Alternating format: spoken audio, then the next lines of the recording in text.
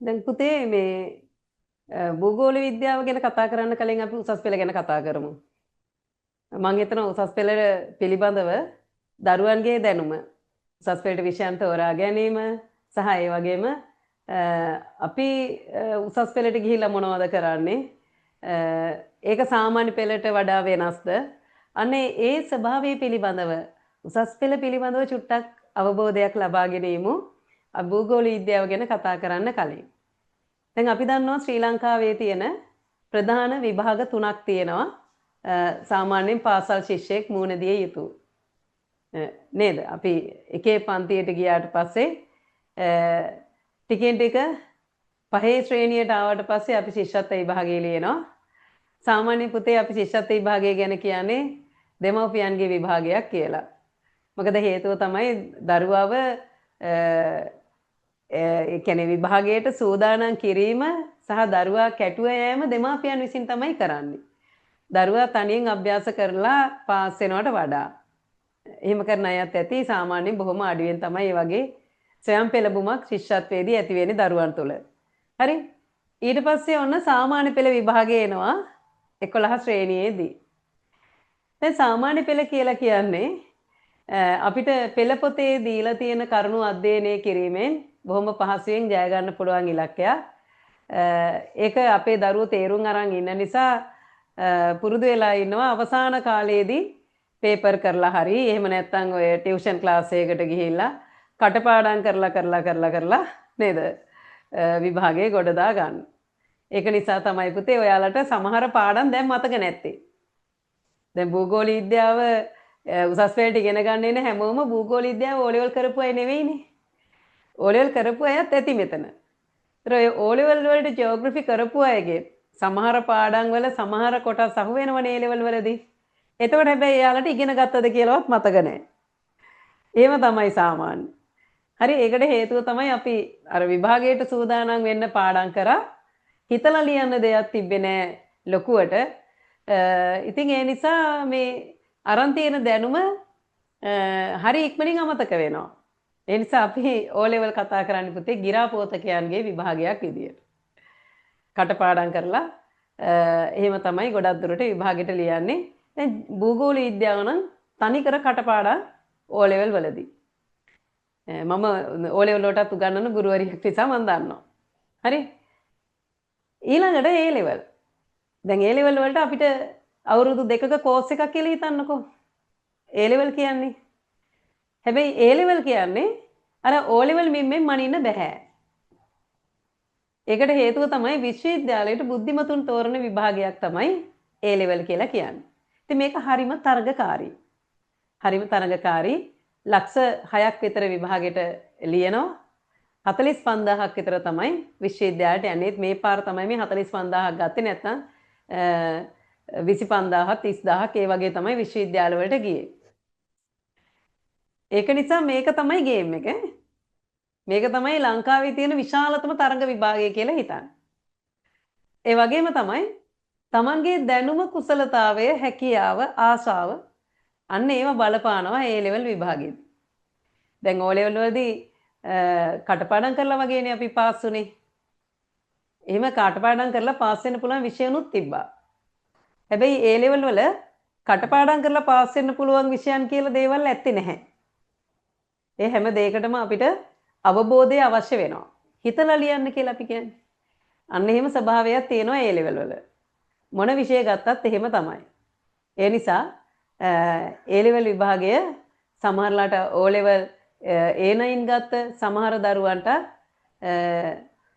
level වලදී A3ක් ගන්න පුළුවන්ද කියන තත්ත්වේ තියෙනවා ඉතින්. ඔයාලා දන්න උදාහරණත් ඇති ඒ වගේ.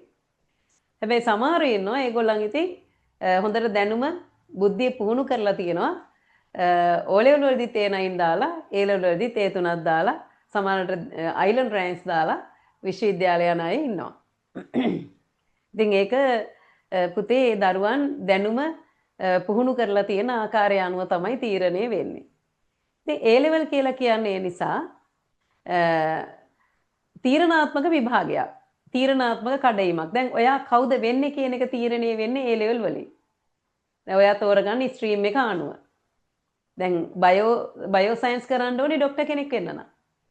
මැත්ස් කරන්න ඕනේ ඉංජිනේරුවෙක් වෙන්න නම්. නේද? එතකොට තමන් කවුද වෙන්නේ කියන එක එතනින් තීරණය වෙනවා. හරි? ඒ වගේම දැන් කලා විෂය ධාරාව ගත්තොත් දැන් මේකෙන් යන්න පුළුවන් දැන් අපිට කවුද වෙන්න පුළුවන්? කලා විෂය ධාරාවෙන් ඉගෙනගෙන කවුරු වෙන්නද අපිට පුළුවන්? දැන් ඔක ළමයින්ට තියෙන ප්‍රශ්නයක් නේද? ඇයි ආර්ට්ස් කරන්නේ? සයන්ස් කරන්න බැරිද? එහෙම අහන්නේ නැද්ද ඔයාලගේ? ආර්ට්ස් විෂයන් තෝරගත්ත අයගෙන් සාමාන්‍යයෙන් මිනිස්සු අහන ප්‍රශ්න ඕවා. ඒ අවබෝධයක් නැතිකම. හරි? දැන් කලා විෂය ධාරාවෙන් උසස් පෙළට ඉගෙනගෙන අපිට ගොඩක් වෘත්තීන් වලට ප්‍රවේශ වීමේ හැකියාව තියෙනවා. හරි? දැන් ඒ අතරින් ඉතාමත් ජනප්‍රිය වෘත්තීන් කීපයක් මම ඕගොල්ලන්ට කියන්නම්. එකක් තමයි වැඩිම දිසාපතිවරුන් සංඛ්‍යාවක්. වැඩිම දිසාපතිවරුන් සංඛ්‍යාවක් දිසාපති එහෙම නැත්නම් අපි කියන්නේ ප්‍රාදේශීය ලේකම්වරු වැඩිම පිරිසක් කලා විෂය ධාරාවෙන් ඉගෙන ගත්ත අය. හරි? කලා විෂය ධාරාවෙන් ඉගෙන ගත්ත අය. මොකද මේ සිංහල භාෂා ප්‍රවීණතාවය සහ ඒ වගේම සාමාන්‍ය දැනුම ගොඩාක් වැඩි කලා විෂය ධාරාවෙන් ඉගෙන ගන්න අය. හරි? ඊළඟට නීතිඥයන් නීතිවේදීන් කියලා අපි කියන්නේ. නීතිවේදීන් නීතිඥයන්. හරි? අන්න ඒගොල්ලොත් වැඩිම පිරිස කලා විෂය ධාරාවෙන් තමයි බිහි වෙන්නේ. හරි? ලෝයර්ස්ලා වෙන්නේ කලා විෂය ධාරාවෙන් ගොඩක් දුරට අනිත් අයටත් යන්න පුළුවන්. හරි? දැන් ලෝ ෆැකල්ටි ම යන්න ඕනේ නැහැ. නීති විභාගේ තියෙනවා ඒක පාස් වෙලා ඔය නම් ඉංජිනේරු උපාධිය තියෙන කෙනෙකුට උනත් නීති විභාගය කරලා නීතිඥයෙක් වෙන්න පුළුවන් පුතේ. හැබැයි කලා විෂය ධාරාවෙන් ඉගෙන ගන්න දරුවන් ගොඩක් කැමති නීතිවේදීන් වෙන්න. එතකොට මොන දැන් සෞන්දර්ය විෂයන් හැර තාක්ෂණික විෂයන් හැර අනෙක් ඕනම විෂය ධාරාවකට මේ අවස්ථාව හිමි වෙනවා. හරි? ඊළඟට GIS විද්‍යාඥයින් GIS විද්‍යාඥයින් පුතේ දැන් 2024 අවුරුද්දේ උපාධි පාඨමාලා රෑන්ක් කරලා තියෙනවා කලා විෂය ධාරාවෙන් කරන්න පුළුවන්. ඒකේ টොප් රෑන්ක් එකේ ඉන්නේ ඉහළින්ම තියෙන්නේ GIS. GIS කියන්නේ පරිගණක වලින් සිතියම් ඇඳීමේ උපාධිය. සිතියම් ඇඳීම විශ්ලේෂණය කිරීම. පෙරදිරි විශ්වවිද්‍යාලයේ සහ ශ්‍රී ජයවර්ධනපුර විශ්වවිද්‍යාලයේ මේ උපාධි පාඨමාලා තියෙනවා. පෙරදිරි විශ්වවිද්‍යාලයට යන්න නම් ඉසෙඩ් එක ඉතාමත් ඉහළ අගයක් වෙන්න ඕනි. හරි? එතකොට මේ GIS විද්‍යාඥයින් මේගොල්ලන් ලංකාවට වගේම ලෝකයට කියන්නේ දැන් අපේ සමහර විෂයන් තියෙනවා ඒකෙන් ලංකාවේ විතරයි අපිට ඉන්න පුළුවන්. හැබැයි සමහර උපාධි පාඨමාලා තියෙනවා ඒක විශ්වීයයි. අන්න ඒ වගේ එකක් තමයි GIS කියලා කියන්නේ. හරි? ඊළඟ සංචාරක කර්මාන්තයේට මේ පරිවර්තකයින් වැඩිම පිරිසක් බිහි වෙන්නේ කලා උපාධි වලින්. සංචාරක කර්මාන්තය විතරක් නෙවෙයි මාධ්‍යාංශේ හරි මේ භාෂා පරිවර්තකයින් වැඩිම පිරිස කලා විෂය ධාරාවෙන් තමයි බිහි වෙන්නේ. හරි? ඊළඟට ගුරු අධ්‍යාපනඥයින් සහ ගුරු වෘත්තිකයින්. ගුරු වෘත්තිකයින් විශාල ප්‍රමාණයක විහිදෙනවා. කලා විෂය ධාරාවේ ප්‍රමාණය වැඩි නේද? ඒ නිසා ගුරු වෘත්තිකයින් අපි ගත්තොත් එහෙම විශ්වවිද්‍යාල ආචාර්යවරුන්ගේ සිට මේ විෂය සඳහාරය වැඩි නිසා විෂයන් ප්‍රමාණය වැඩි නිසා අපිට වැඩිම පිරිසක් දකින්න ලැබෙනවා. ඊළඟට සෞන්දර්ය වේදීන් අපි දන්නවා ඒගොල්ලනුත් විශාල වපසරියක විහිදෙනවා සෞන්දර්ය වේදීන් කිව්වම නර්තන ශිල්පීන්, සංගීත ශිල්පීන්, සංගීත අධ්‍යක්ෂකවරු, ඊළඟට චිත්‍රපටි අධ්‍යක්ෂකවරු. හරි? මේ කලා හැකියාව ඊළඟට විශේෂයෙන්ම අපි ගත්තොත් එහෙම චිත්‍ර ශිල්පීන් නේද? දැන් අද වෙනකොට මේ කලාව කියන එක වැඩිම මිලකට අලෙවි වෙන කලා කෘති අපි දැකලා තියෙනවා නේද? එතකොට මේ කලාවට ආදරය කරන කලාව හදවතේ තියෙන ඇඟේ තියෙන මිනිස්සු බොහෝ දුරට අපි දන්නවා කලා විෂය ධාරාව තුළ ඉන්නවා. හරි? එතකොට මේ සෞන්දර්ය වේදීන් තිලෝක පූජිත චරිතේ ඉන්නවා ඔය අතර. ඒ වගේම තමයි පුතේ දැන් වර්තමානයේ බිහි වෙලා තියෙන රැකියා ලෝකයේ ගත්තොත් එහෙම පරිගණක ශිල්පීන් අතරිනොත් කලා විෂය ධාරාවේ අය ඉන්නවා. හරි? පරිගණක ශිල්පීන්. ඒ කියන්නේ කලා විෂය ධාරාව එක්ක ICT ඉගෙනගෙන පරිගණක ආශ්‍රයෙන් තියෙන වෘත්තීන් වලට පිවිසීමේ හැකියාව අපේ දරුවන්ට තියෙනවා.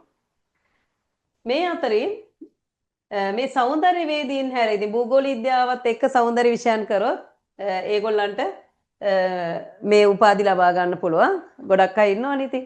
සංගීත, නැටුම්, චිත්‍රත් එක්ක භූගෝල විද්‍යාව හදාරනනේ. දැනට පවතින ඉතාමත් ජනප්‍රිය උපාධි පාඨමාලා 11ක්. දැනට පවතින ඉතාමත් ජනප්‍රිය උපාධි පාඨමාලා 11ක් සඳහා භූගෝල විද්‍යාව ඉගෙන ගන්න අයට අවස්ථාව තියෙනවා.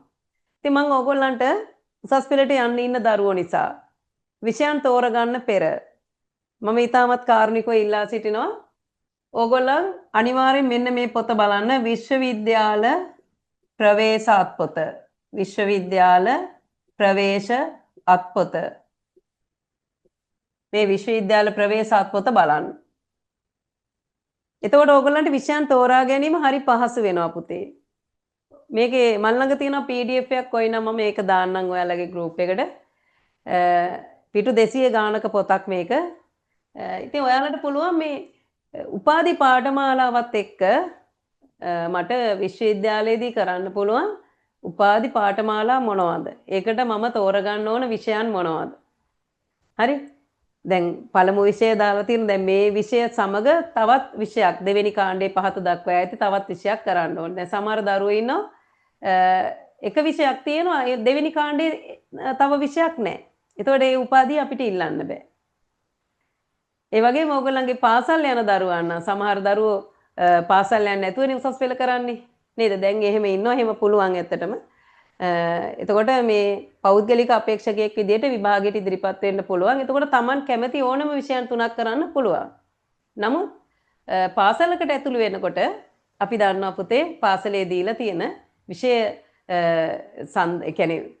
විෂය ගැළපීම් තියෙනවනේ කම්බිනේෂන්ස්. අනේ විෂය ගැළපීම් වලට අදාළව තමයි අපි විෂයන් තෝරගන්න ඕනේ. ඒ නිසා සමහර විට දැන් අපි ටියුෂන් යනවා ගිහිල්ලා විෂය ඉගෙනගෙන තියෙනවා පස්සේ ඉස්කෝලේට බඳවා ගන්නවා ඉස්කෝලේට බඳව ගත්තට පස්සේ අපි අර ටියුෂන් ගිය විෂයන් අපිට ඉස්කෝලේදී කරන්න බෑ. ඒතකොට ළමයා අතරමං වෙනවා වියදම් කරපු සල්ලි අපරාධ කියලා හිතෙනවා. දැන් හීනෙනේ නේද? දැන් අපි දරුවන්ගේ විෂයන් තෝරා ගැනීම ගත්තොත් එහෙම මම කවදා හරි මෙහෙම කෙනෙක් වෙනවා. අන්න එහෙම හීනෙකින්නේ. ඒතර අපි ඒ හීනේ කඩා වැටීමම එතන නිකන් වීදුරු බෝලයක් බිඳ වැටුණා වගේ නේද? අන්න ඒ වගේ ස්වභාවයකටපත් වෙනවා. ඒ නිසා පුතේ විෂයන් තෝරගන්නකොට මොන විෂයන් තෝරගත්තත් හැම විෂයක්ම එක වගේ දැන් උසස් පෙළ තියෙන විෂය කිසිම එකක් මං හිතන්නේ කෙටි නෑ සරල නෑ. උසස් පෙළ විෂයන් වල ස්වභාවය ඒක. ඊළඟට Taman තනියෙන් අධ්‍යයනය කළ යුතු ස්වභාවයක් තියෙනවා. හරි? දැන් ටියුෂන් ගිහිල්ලා විතරක් ගොඩ යන්න පුළුවන් ඉස්කෝලේ විතරක් ගිහිල්ලා විතරක් ගොඩ යන්න පුළුවන්. එහෙම හිතාගෙන ඉන්නවා නම් එහෙම බෑ. Taman උපයා ගත යුතු කොටසක් තියෙනවා උසස් පෙළ විෂය ධාරාව තුල. ඒ කියන්නේ අවබෝධය. Taman විසින් අවබෝධ කරගන්නම ඕනි පුතේ. 100 පාරක් කියවලා හරි. ඒක ඉගෙන ගන්න ඕනි. හරි තේරෙන්නේ නැත්නම් අහගෙන යලි අහලා යලි ප්‍රශ්න විචාරමින් මේක ඉගෙන ගන්න ඕනි. අන්න එහෙම ඉගෙනගෙන එතකොට තමයි අපිට මේ අවබෝධය ඇති වෙන්නේ. එතකොට ඒ අවබෝධය තමයි පුතේ අපිට විභාගයේදී සාර්ථක පිළිතුරක් ගොඩ කරගන්න අවශ්‍ය මාර්ගෝපදේශය සපයන්නේ. ඒ නිසා මම මේ දරුවන්ට කියන්නේ උසස් පෙළට පිවිසෙන්න මම කොහොම හරි කැම්පස් යනවා වැඩ කරලා කියන බලාපොරොත්තුවේ වැඩ නොකර මහන්සි නොවි O level වල අවසානයේ වැඩ කරලා පාස් වුණා වගේ A level පාස් වෙන්න බෑයි කියන එක මුලදිම මතක් කරන්න ඕනේ. එහෙම හිතාගෙන ඉන්න අයට තමයි වැඩ වරදින්නේ අවසානයේ. හරි? නැත්තම් කලා විෂය ධාරාවෙන් උසස් පෙළ කරන දරුවන්ට විශ්වවිද්‍යාලය යන්න බැරි කමක් නැහැ. මොකද මේ නොතේරෙන ගණිත ගැටලු සමීකරණ ඒ වගේ දේවල් කලා විෂය ධාරාවේ නැහැ පුතේ. එහෙම මහා සංකීර්ණ විසඳ ගන්න බැරි, තේරුම් ගන්න බැරි එහෙම දේවල් කලා විෂය ධාරාවේ විෂයන් වල නැහැ. හරි? ඉතින් ප්‍රශ්නේ තියෙන්නේ අපේ ළමයි අර මුලදී වැඩ නොකර ඉඳලා අවසාන කාලේ වැඩ කරන්න ගියාම ප්‍රතිඵල අපේක්ෂා කරන විදියට නොලැබෙන්න පුළුවන්. ඒ නිසා මම නිතරම හැම පන්තියක් ආරම්භයේදීම මං දරුවන්ට පැහැදිලි කරන දෙයක් තමයි ඕනම විෂය ධාරාවක් දැන් අපි හිතමු වාණිජ වෙන්න පුළුවන්, විද්‍යාව වෙන්න පුළුවන්, ගණිත වෙන්න පුළුවන්, එහෙම නැත්නම් තාක්ෂණ වේදේ වෙන්න පුළුවන්, කලා විෂය ධාරාව වෙන්න පුළුවන්. ඕනෑම විෂය ධාරාවක උසස් පෙළ ස්වභාවය තමයි ආරම්භයේ ඉඳලම සබ්ජෙක්ට් එක හොඳින් අල්ලගන්න ඕනි. හරි? ආරම්භයේ ඉඳලම සබ්ජෙක්ට් එක හොඳින් අල්ලගන්න ඕනි. ඒක තමයි පුතේ ෆවුන්ඩේෂන් එක. ඒක තමයි ඔයාලට ඉස්සරහට යන්න තියෙන ප්‍රධානතම මූලය. ඒක තමයි ගැම්ම. හරි? අනිත් එක දෙවෙනි කාරණේ. ආසාවෙන් ඉගෙන ගන්න විෂයන් වෙන්න ඕනි. දැන් උසස් පෙළට විෂයන් තෝරගන්න කවුරුවත් කියනවට නෙවෙයි. ඔයාලා ආස විෂයන් තෝරගන්න.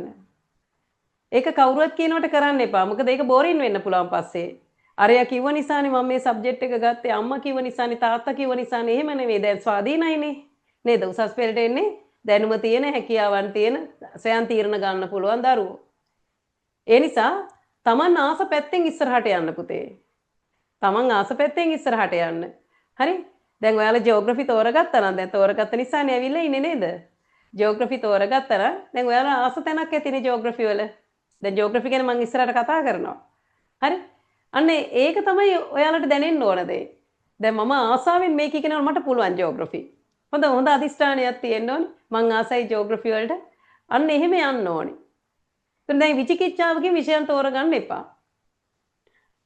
විචිකිච්ඡාවකින් විෂයන් තෝරගන්න එපා. දැන් අපිට හිතෙන්න පුළුවන් දැන් ජියෝග්‍රැෆි අමාරුයි දන්නේ.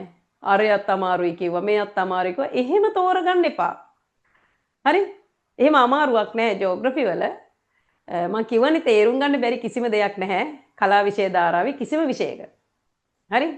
තේරුම් ගන්න බැරි කිසිම දෙයක් නැහැ. ඒ අපි තේරුම් ගන්න උත්සාහ කිරීමයි වැදගත්. නේද? අපි ඒකට දෙන ප්‍රමුඛත්වයනේ තේරුම් ගැනීම කියලා කියන්නේ. ඉතින් අපිට පුළුවන් හොඳද? සාමාන්‍ය පෙළ විෂයන් 9ක් අපි ඉගෙන ගත්තානේ. ඉතින් ඕගලන්ට හිතෙන්න පුළුවන් සාමාන්‍ය පෙළ විෂයන් 9ක් ඉගෙන ගත්ත එකේ මේ උසස් පෙළට තියෙන විෂයන් තුන මොකක්ද කියලා. නේද? එහෙම හිතෙන්න පුළුවන්. ළමයි ඉස්සලා මේ ලෙවල් වලට එනකොට නිකන් හරි සැහැල්ලුවෙන් එන්නේ. හරි හොඳයි ඒක.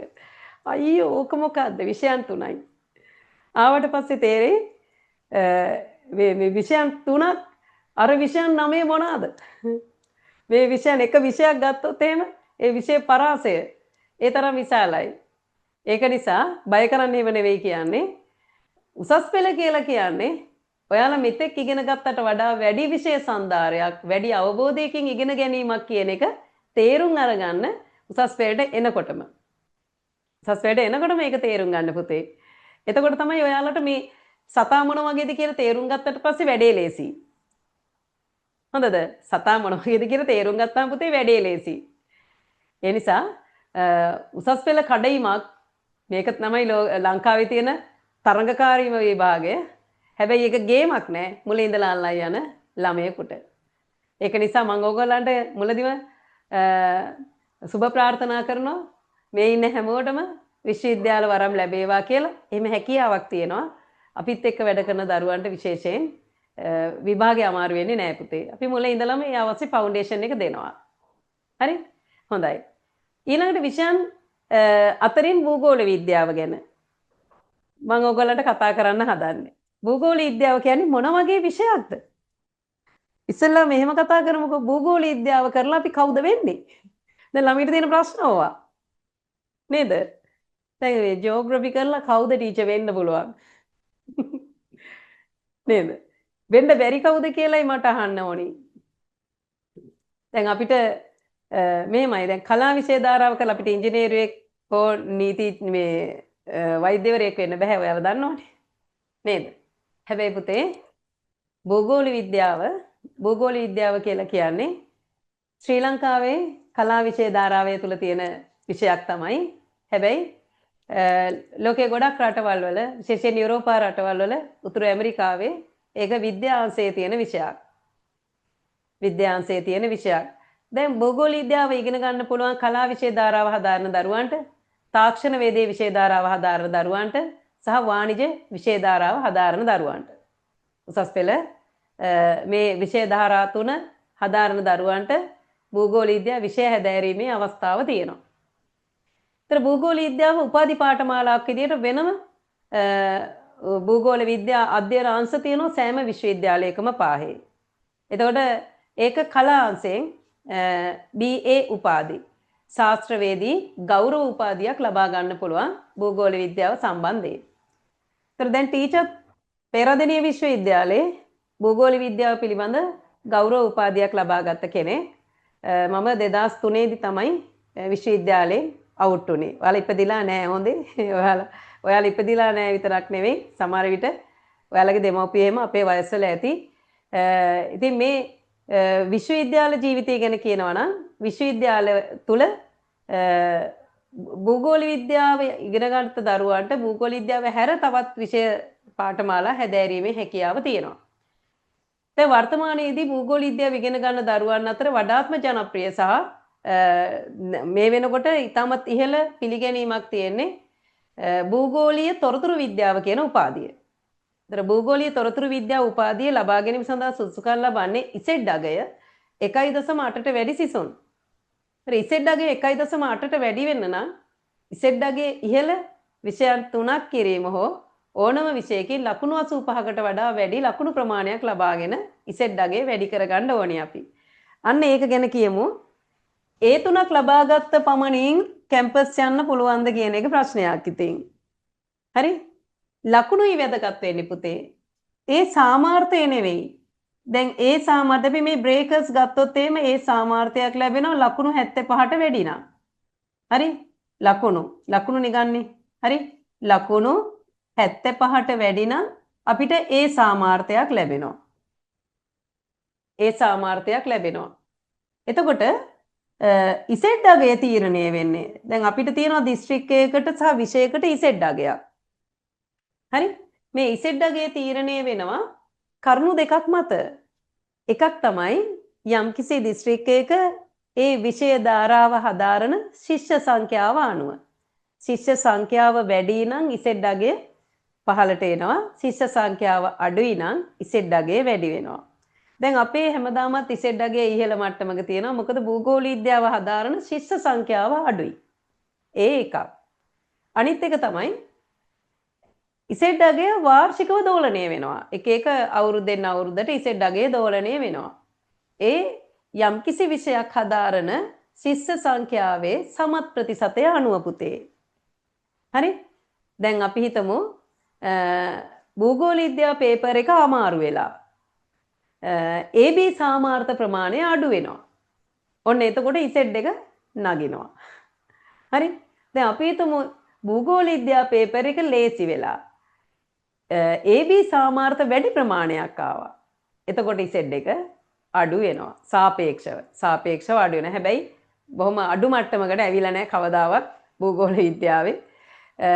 එක වතාවක් මට මතකයි ඉසෙඩ් එක මධ්‍යම ප්‍රමාණයට බහැලා තිබුණා. හැමදාමත් අපේ টොප් එකේ තියෙන හිතා ගන්න පුළුවන් නේද? ඉසෙඩ් එක টොප් එකේ තියෙන්නේ. හරිද? එතකොට ඉසෙඩ් අගය වැඩි විෂයන් දෙකක් සාමාන්‍යයෙන් අපි ඉගෙන ගන්නා විෂය 3 අතරින් තියෙනවා නම් ඔයගලන්ට ලේසියෙන්ම ඉසෙඩ් අගය හදා ගන්න පුළුවන්. හරි? දැන් සමහර විෂයන් තියෙනවා ඊටමත් ඉහළ ඉසෙඩ් අගයක් තියෙනවා. ඉතින් අර ලක්ෂණ දෙකම ඒකට බලපානවා. ඒ කියන්නේ මොකද්ද? ඒ විෂය හදාරන ශිෂ්‍ය සංඛ්‍යාව අඩුයි සහ විෂය සාපේක්ෂව ගත්තොත් එහෙම ප්‍රතිඵල AB සංඛ්‍යාව අඩුයි. හරි? එතකොට ඒක ඉතින් ඒ අවුරුද්දෙන් අවුරුද්දට පොඩි දෝලනයක් තියෙනවා ඉසෙඩ් අගයේ. ඒක නිසා හැමදාමත් ඉහළම ඉසෙඩ් අගයක තියෙන විෂයන් මේවා එහෙම කියලා හරියටම කියන්න අමාරු ස්වභාවයක් තියෙනවා. හැබැයි ඉතින් භූගෝල විද්‍යාව පුතේ මම අනිත් විෂයන් ගැන කතා කරන්න කැමති නැහැ. භූගෝල විද්‍යාව හැමදාමත් ඉසෙඩ් එක ඉහළ මට්ටමේ තියෙනවා. විශේෂයෙන්ම අපි ගුරු හිඟයක් තියෙනවා ශ්‍රී ලංකාව තුළ. ඒ නිසා මේ විෂයන් උගන්වන පාසල් සංඛ්‍යාව අඩුයි. විෂය හදාරන ශිෂ්‍ය සංඛ්‍යාව සාපේක්ෂව අඩුයි. ඒකේ බලපෑම තියෙනවා. හරි. ඊළඟට අනිත් එක තමයි දැන් මේ උසස් පෙළ භූගෝල විද්‍යාව අමාරුද ලේසිද කොහොමද අපි ඉගෙන ගන්න ඕනි? දැන් උසස් පෙළට තියෙන භූගෝල විද්‍යාව සාමාන්‍ය පෙළත් එක්ක තියෙන සම්බන්ධය චුට්ටක් කතා කරමුකෝ. සමහර පාසල්වල සාමාන්‍ය පෙළ භූගෝල විද්‍යාව කරලා තියෙන්න ඕනි කියනවා උසස් පෙළට භූගෝල විද්‍යාව ඉගෙන ගන්න. එහෙම දෙයක් නැහැ. ඉස්සෙල්ලම කාරණේ. දැන් අපි උසස් පෙළට භූගෝල විද්‍යාව නොකරත් අපිට විශ්වවිද්‍යාලවල භූගෝල විද්‍යාව ඉගෙන ගන්න පුළුවන් ඕනි නම්. ඕනම කෙනෙකුට ඕනම විෂයක් විශ්වවිද්‍යාලවල ඉගෙන ගන්න පුළුවන්. දැන් අපි දන්නවා පුරා විද්‍යාව නේද? මනෝ විද්‍යාව මේ වගේ විෂයන් A level වල නැහැ. හැබැයි විශ්වවිද්‍යාලවල තියෙනවා. එතකොට මනෝ විද්‍යාව කරන්න මේ විෂයන් කරලා තියෙන්න ඕනේ. පුරා විද්‍යාව කරන්න මේ විෂයන් කරලා තියෙන්න ඕනේ. එහෙම දෙයක් නැහැ. ඒ ඕනම විෂයක් විශ්වවිද්‍යාල ක්ෂේත්‍රයේ තියෙන ළමයින්ට ඉගෙන ගැනීමේ හැකියාව තියෙනවා. එයාලා කැමති නම් තෝරගන්න පුළුවන්. ඒ වගේ තමයි A level වලට O level ප්‍රයොරිටි එකක් නැහැ. හරි? O level මේ විෂය කරලා තියෙන්න ඕනේ. එහෙම කියලා දෙයක් නැහැ. ඒ නිසා ලොකු සම්බන්ධයකුත් නැහැ. හොඳේ. ලොකු සම්බන්ධයක් නැහැ.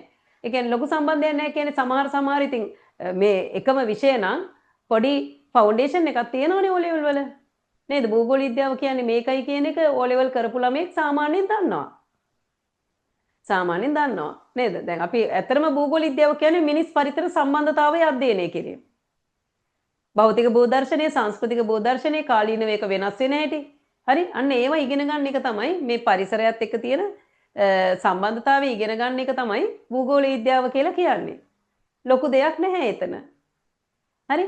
හැබැයි ඉතින් ලෝකයට මේ මහ පොළොවට මානව සමාජයට ආදරය කරන ඒව තේරුම් ගත්ත මිනිස්සු බිහි වෙනවා භූගෝල විද්‍යාව ඉගෙන ගත්තාම. මානව හිතවාදී පරිසර හිතකාමී මිනිස්සු බිහි වෙනවා. ඉතින් මේ ලෝකෙට අත්‍යවශ්‍ය දෙයක් ඒක. ඒ නිසා මේ හැම දරුවෙක්ම භූගෝල විද්‍යාව ඉගෙන ගන්නවා නම් හොඳයි කියලායි මම හිතන්නේ. සහ හැම විෂය ක්ෂේත්‍රයකටම භූගෝල විද්‍යාවේ පොඩි කොටසක් හරි ඇතුල් වෙනවා නම් මම හරි කැමතියි. මොකද අපිට දැන් ලෝකෙට ඒ වගේ මිනිස්සු අවශ්‍ය නිසා පුතේ. හරි? ඉතින් මේ භූගෝල විද්‍යාව O level එක ලොකු සම්බන්ධයක් නැහැ. සමහර දැන් අපි සිතියන් ලකුණු කිරීමේදී ඒ කඳු වැටි සාණු වගේ දේවල් අපි O level වලදී ඉගෙනගෙන තිබීම අපිට යම් කිසි අත්වලක් වෙන්න පුළුවන් A level වලදී.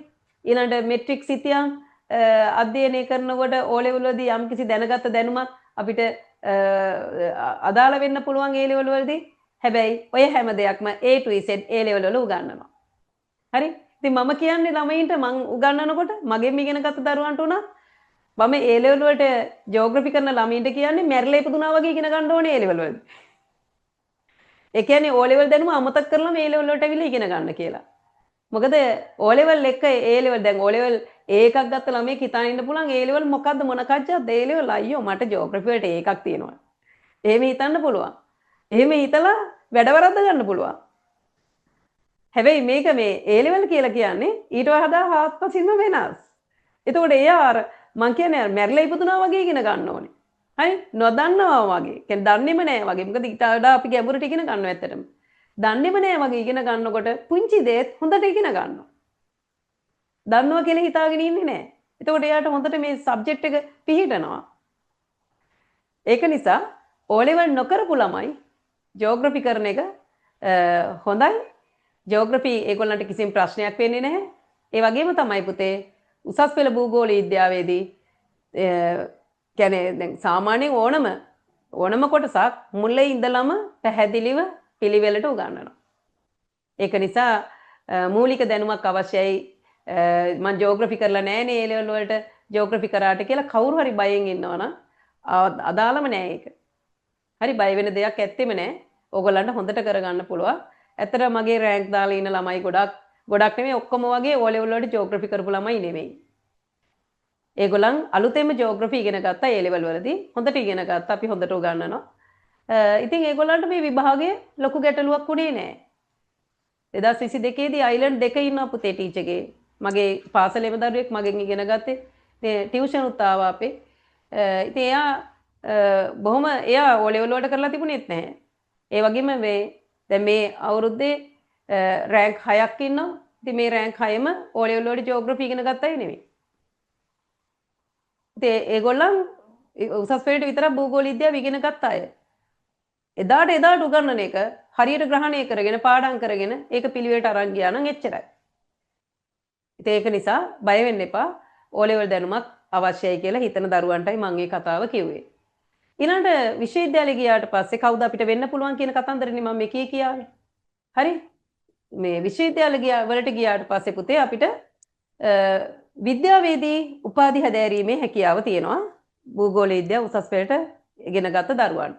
විද්‍යාවේදී උපාධි. දැන් අපි සයන්ස් කරන්නේ ආර්ට් ඩිග්‍රියක් කරලා අමාරුයි වෙටේ කියලානේ.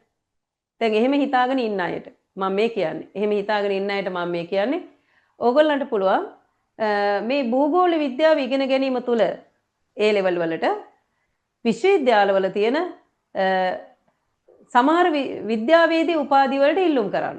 දැන් මේකත් ඒ වගේ. මේක විද්‍යාවේදී උපාධිය. හරි? විද්‍යාවේදී උපාධිය. ඉතින් භූගෝල විද්‍යාව කරන ළමයි තමයි මේ උපාධිය ඉල්ලන්නේ. ඒ වගේ මේක ඉංග්‍රීසි මීඩියම් ඩිග්‍රී එක. ඉංග්‍රීසි ගැන බය වෙන්න එපා. ඒක හදා ගන්න පුළුවන්. හරි? එතකොට මේ වගේ විද්‍යාවේදී උපාධි 8ක් තියෙනවා. භූගෝල විද්‍යාව උසස් පෙළට හදාරපු ශිෂ්‍යයින්ට ලබා ගන්න පුළුවන්. ඒක ඒ වරම තියෙන්නේ ජියෝග්‍රැෆි කරපු ළමින්ට විතරයි. අන්න ඒකත් මෙතෙන්දී අවධාරණය කරන්න ඕනි. සමහර විෂයන් බැරියර් එකක් වෙනවා. මේ උපාධි පාඨමාලා හදාරන්න. හැබැයි භූගෝල විද්‍යාව කරපු ළමයින්ට ඒ අවස්ථාව හිමි වෙනවා. ඒකයි මම කිව්වේ ඕගොල්ලන්ට මේ විශ්වවිද්‍යාල ප්‍රවේශ අත්පොත බලන්න කියලා. එතකොට මේ ටීචර් කියන එක ඔයාලට තේරෙනවා හොඳට. විෂයන් තෝරගන්න පෙර. හරි. අනිත් එක තමයි භූගෝල විද්‍යාව කියන්නේ මොකක්ද කියලා. භූගෝල විද්‍යාවෙන් අපි මොනවද ඉගෙන ගන්න? ඒවෙන් ලැබෙන ප්‍රතිලාභ මොනවද? අන්න ඒක අපි චුට්ටක් කතා කරමු. මම ප්‍රසන්ටේෂන් එක ෂෙයා කරනවා.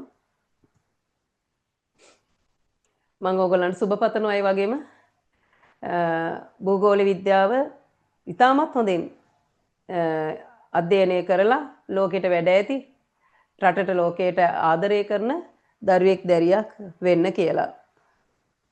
අපිට අවශ්‍යයි පුතේ එහෙම දරුවෝ. හරි? ඉතින් අපි මේක තමයි අපේ පන්ති මාලාව. Geography very easy with Iresha teacher. ඔයගලන්ට පුළුවන් අපේ channel එක follow කරන්න. ගොඩක් පාඩම් දාලා තියෙනවා පුතේ. Geography very easy channel එක මම පටන් ගත්තේ කොරෝනා කාලේ. හිටිය දරුවන්ට අත්වැලක් වෙන්න. ඉතින් ඒ කාලේ අපේ දරුවන්ට පාසල් අධ්‍යාපනයත් ගිලිහුණා. සහ ඒ වගේම තමයි ටියුෂන් අධ්‍යාපනයත් ගිලිහුණා. ඒ නිසා අපේ දරුවෝ ලොකු අර්බුදයකට ලක් වුණා. විභාග වලට මුහුණ දෙන්න අවශ්‍ය පාඩම් සම්පූර්ණ වෙලා නැති නිසා. ඔයගොල්ලන් හොඳට මගේ channel එක අධ්‍යයනය කරොත් දැක බලා ගන්න පුළුවන්. අමාරු පාඩම් තමයි මම ගොඩක් දාලා තියෙන්නේ. ඉතාමත් හොඳට පැහැදිලිව දරුවන්ට කිසිදු බාහිර මූලාශ්‍රයක් අධ්‍යයනය කිරීමෙන් තොරව ඉගෙන ගන්න පුළුවන් විදියට මම channel එකට පාඩම් දාලා තියෙනවා. ඉතින් මේ ළඟදී මම අලුත් වැඩක් පටන් ගත්තා ඔඩියෝ බුක් එකක්. නමුත් ඒක හරියටම මේ වෙනකොට එකක් දෙකක් තමයි දාලා තියෙන්නේ. මට අවකාශයක් තිබුණේ නැහැ දිගටම පාඩම් දාන්න. නමුත් මම ඉස්සරහට එක දිගට මුළු සිලබස් එකම ඔඩියෝ බුක් එකක් විදියට මේ channel එකට දාන්න උත්සාහ කරනවා පුතේ. ලංකාවේ කොයි මුල්ලක කොතන හිටියත් දරුවන්ට ඒ පාඩම් මාලා අධ්‍යයනය කිරීමෙන් තමන්ගේ ජීවිතය සාර්ථක කරගන්න ජියෝග්‍රැෆි වලට ඒ එකක් ගන්න හැකියාව ලැබෙන්න. සා විශ්වවිද්‍යාලවල ගොඩක් ළමයි අපිව අනුගමනය කරනවා, අපේ පාඩම් පරිශීලනය කරනවා, ඒ දරුවන්ටත් අත්වැලක් වෙන්න.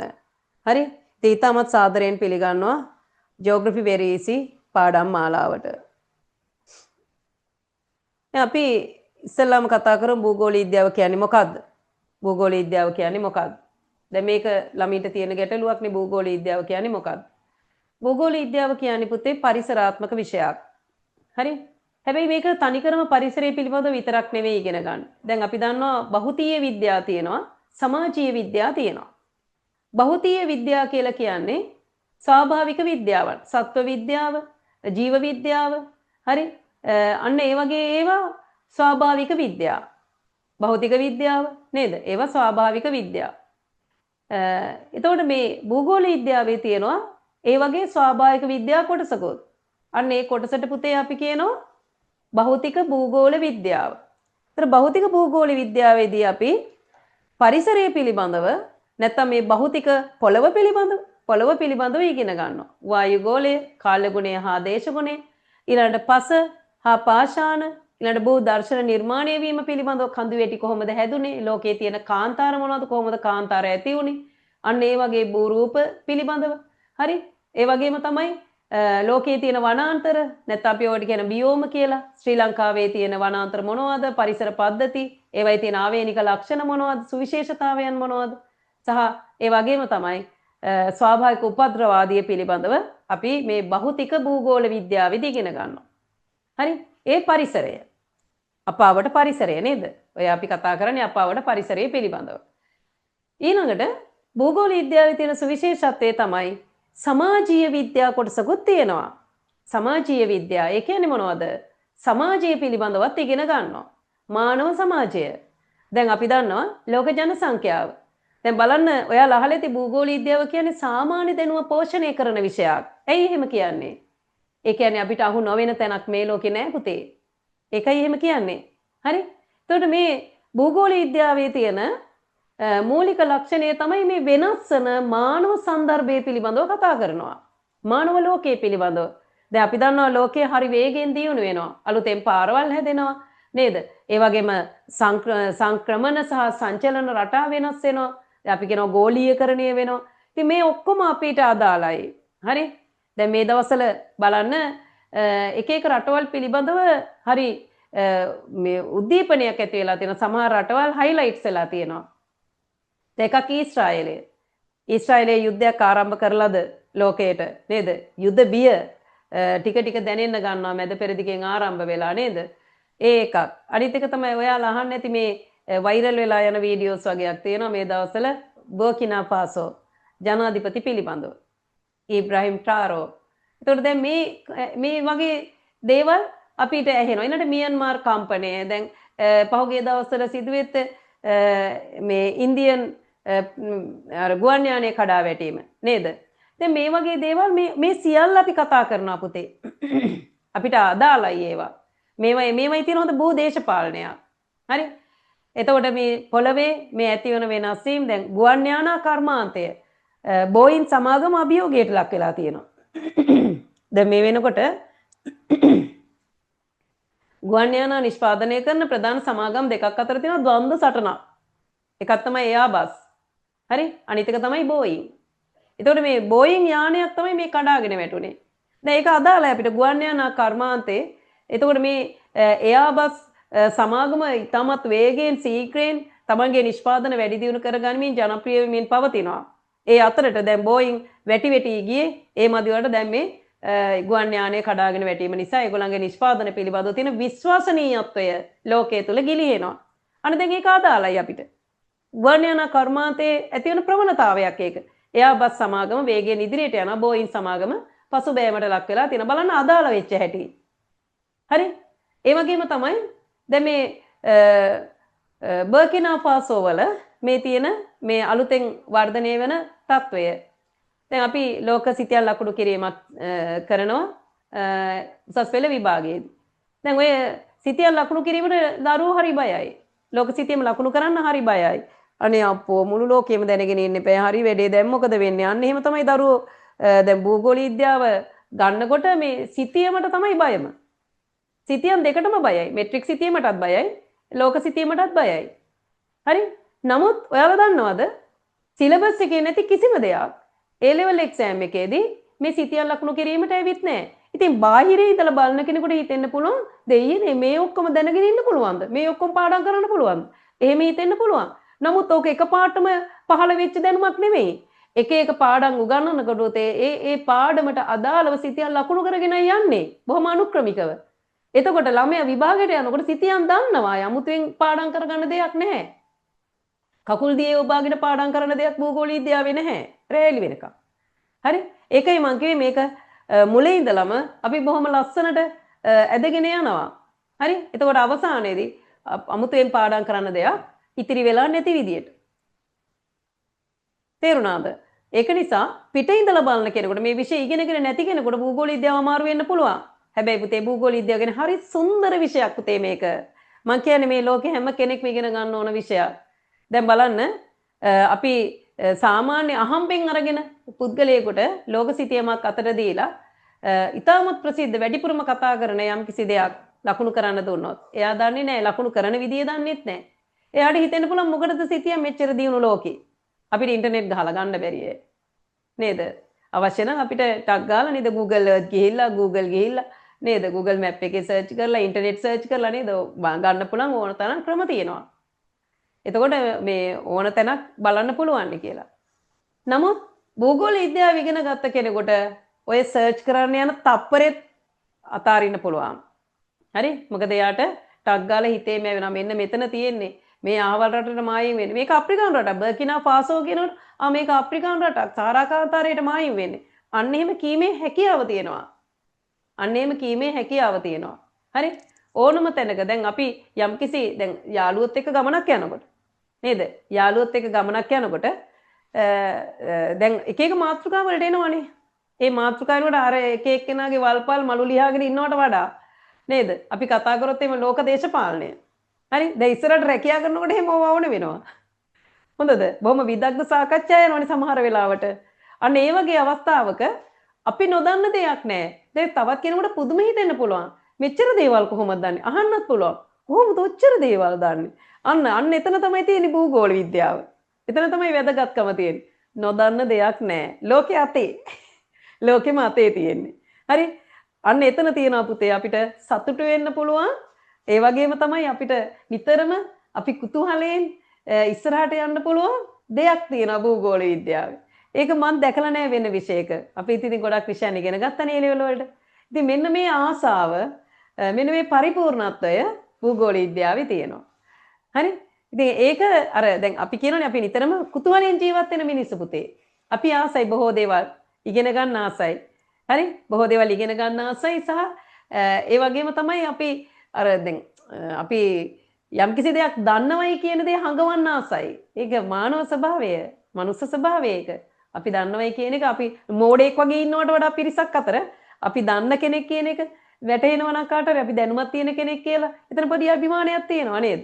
ඉතින් මේ භූගෝල විද්‍යාව ඉගෙන ගත්ත මිනිස්සු හරි දැන් අපි හිතමු රස්සාවක් නොකර කුඹුරු කොටන කෙනෙක් වුණත් ඒ මිනිසයා යම්කිසි පොළව ගැන මේ ලෝකයේ ගැන වෙන ගොවීන්ට වඩා දැනුමක් තියෙන කෙනෙක්. කොතන වුණත් වැජෙන්න පුළුවන් ස්වභාවයක් තියෙනවා. කොතන වුණත් නැගිටලා ඉන්න පුළුවන් ස්වභාවයක් තියෙනවා.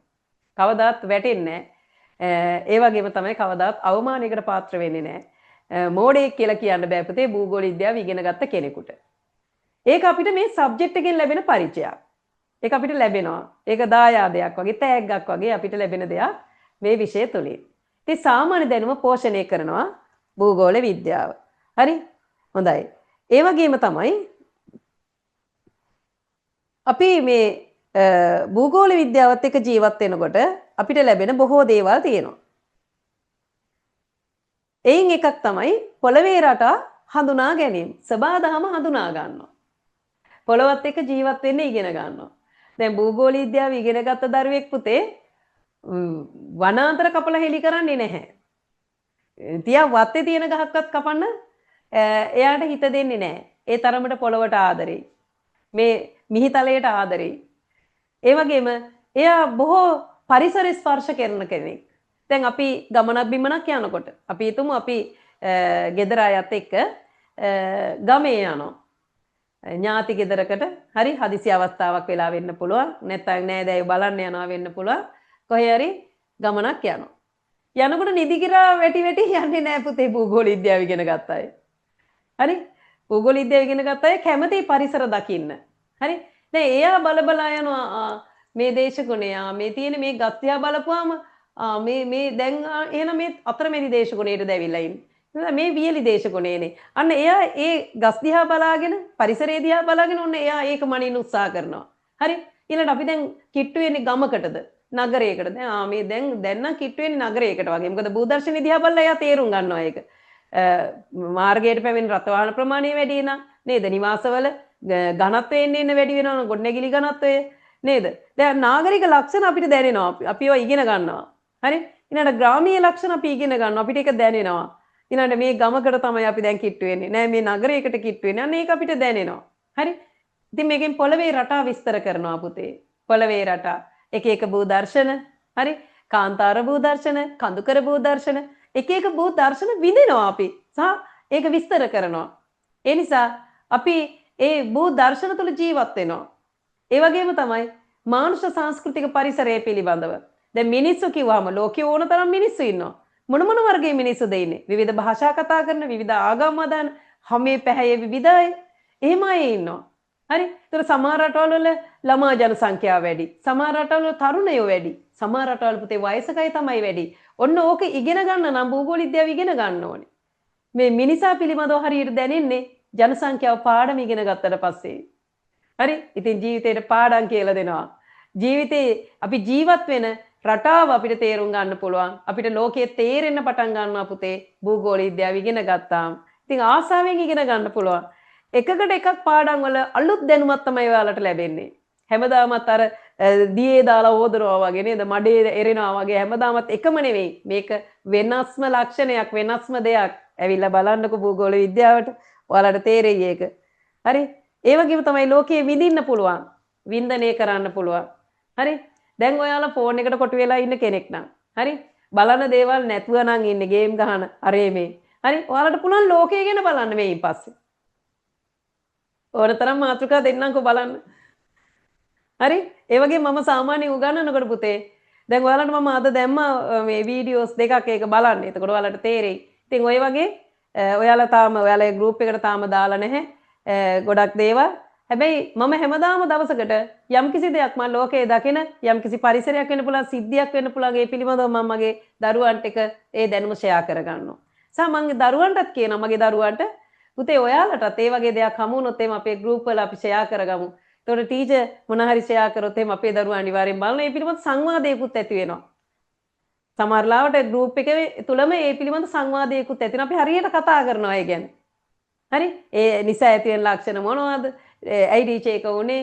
ඒ මාර ප්‍රශ්නේද ටීචර් එතකොට වෙන්නේ? අන්න ඒ වගේ. ඉතින් දරුවෝ අපිත් එක්ක කතා කරනවා. ඉතින් ඒක හරි හොඳ සංවාදයකට භාජනය වෙනවා. ඉතින් දැනුම වැඩි වෙනවා. ඒකෙන්ම අපිට යම්කිසි වින්දනයක් ගන්න පුළුවන්. සමහර දේවල් පිළිබඳව. හරි? ඉතින් මේ පරිසරයට ආදරය කරන පරිසරය අත්දකින මේ වගේ පරිසරයක හිතන්නකෝ. මේ වගේ කඳු ඇටියක් දිහා බලාගෙන කොයිතරම් වෙලාවක් ඉන්න පුළුවන්ද? භූගෝල විද්‍යාව ඉගෙන ගන්න අයට කම්මැලි ගමක් දැනෙන්නේ නැහැ පුතේ පරිසරයත් එක්ක ඉන්නකොට. දැන් සමහර ඉන්න ඔයාලා දැකලා ඇති ඔයාලගේ යාළුවෝ එයාලා ට්‍රිප් එකක් යන්නවත් කැමති නැහැ සබාදහම තියෙන පැත්තකට. ගස් ගල් තියෙන පැතිවලට නේද? ගඟක ඇලක දොලක පැනලා නාන්න එහෙම කැමති නැහැ සමහරු.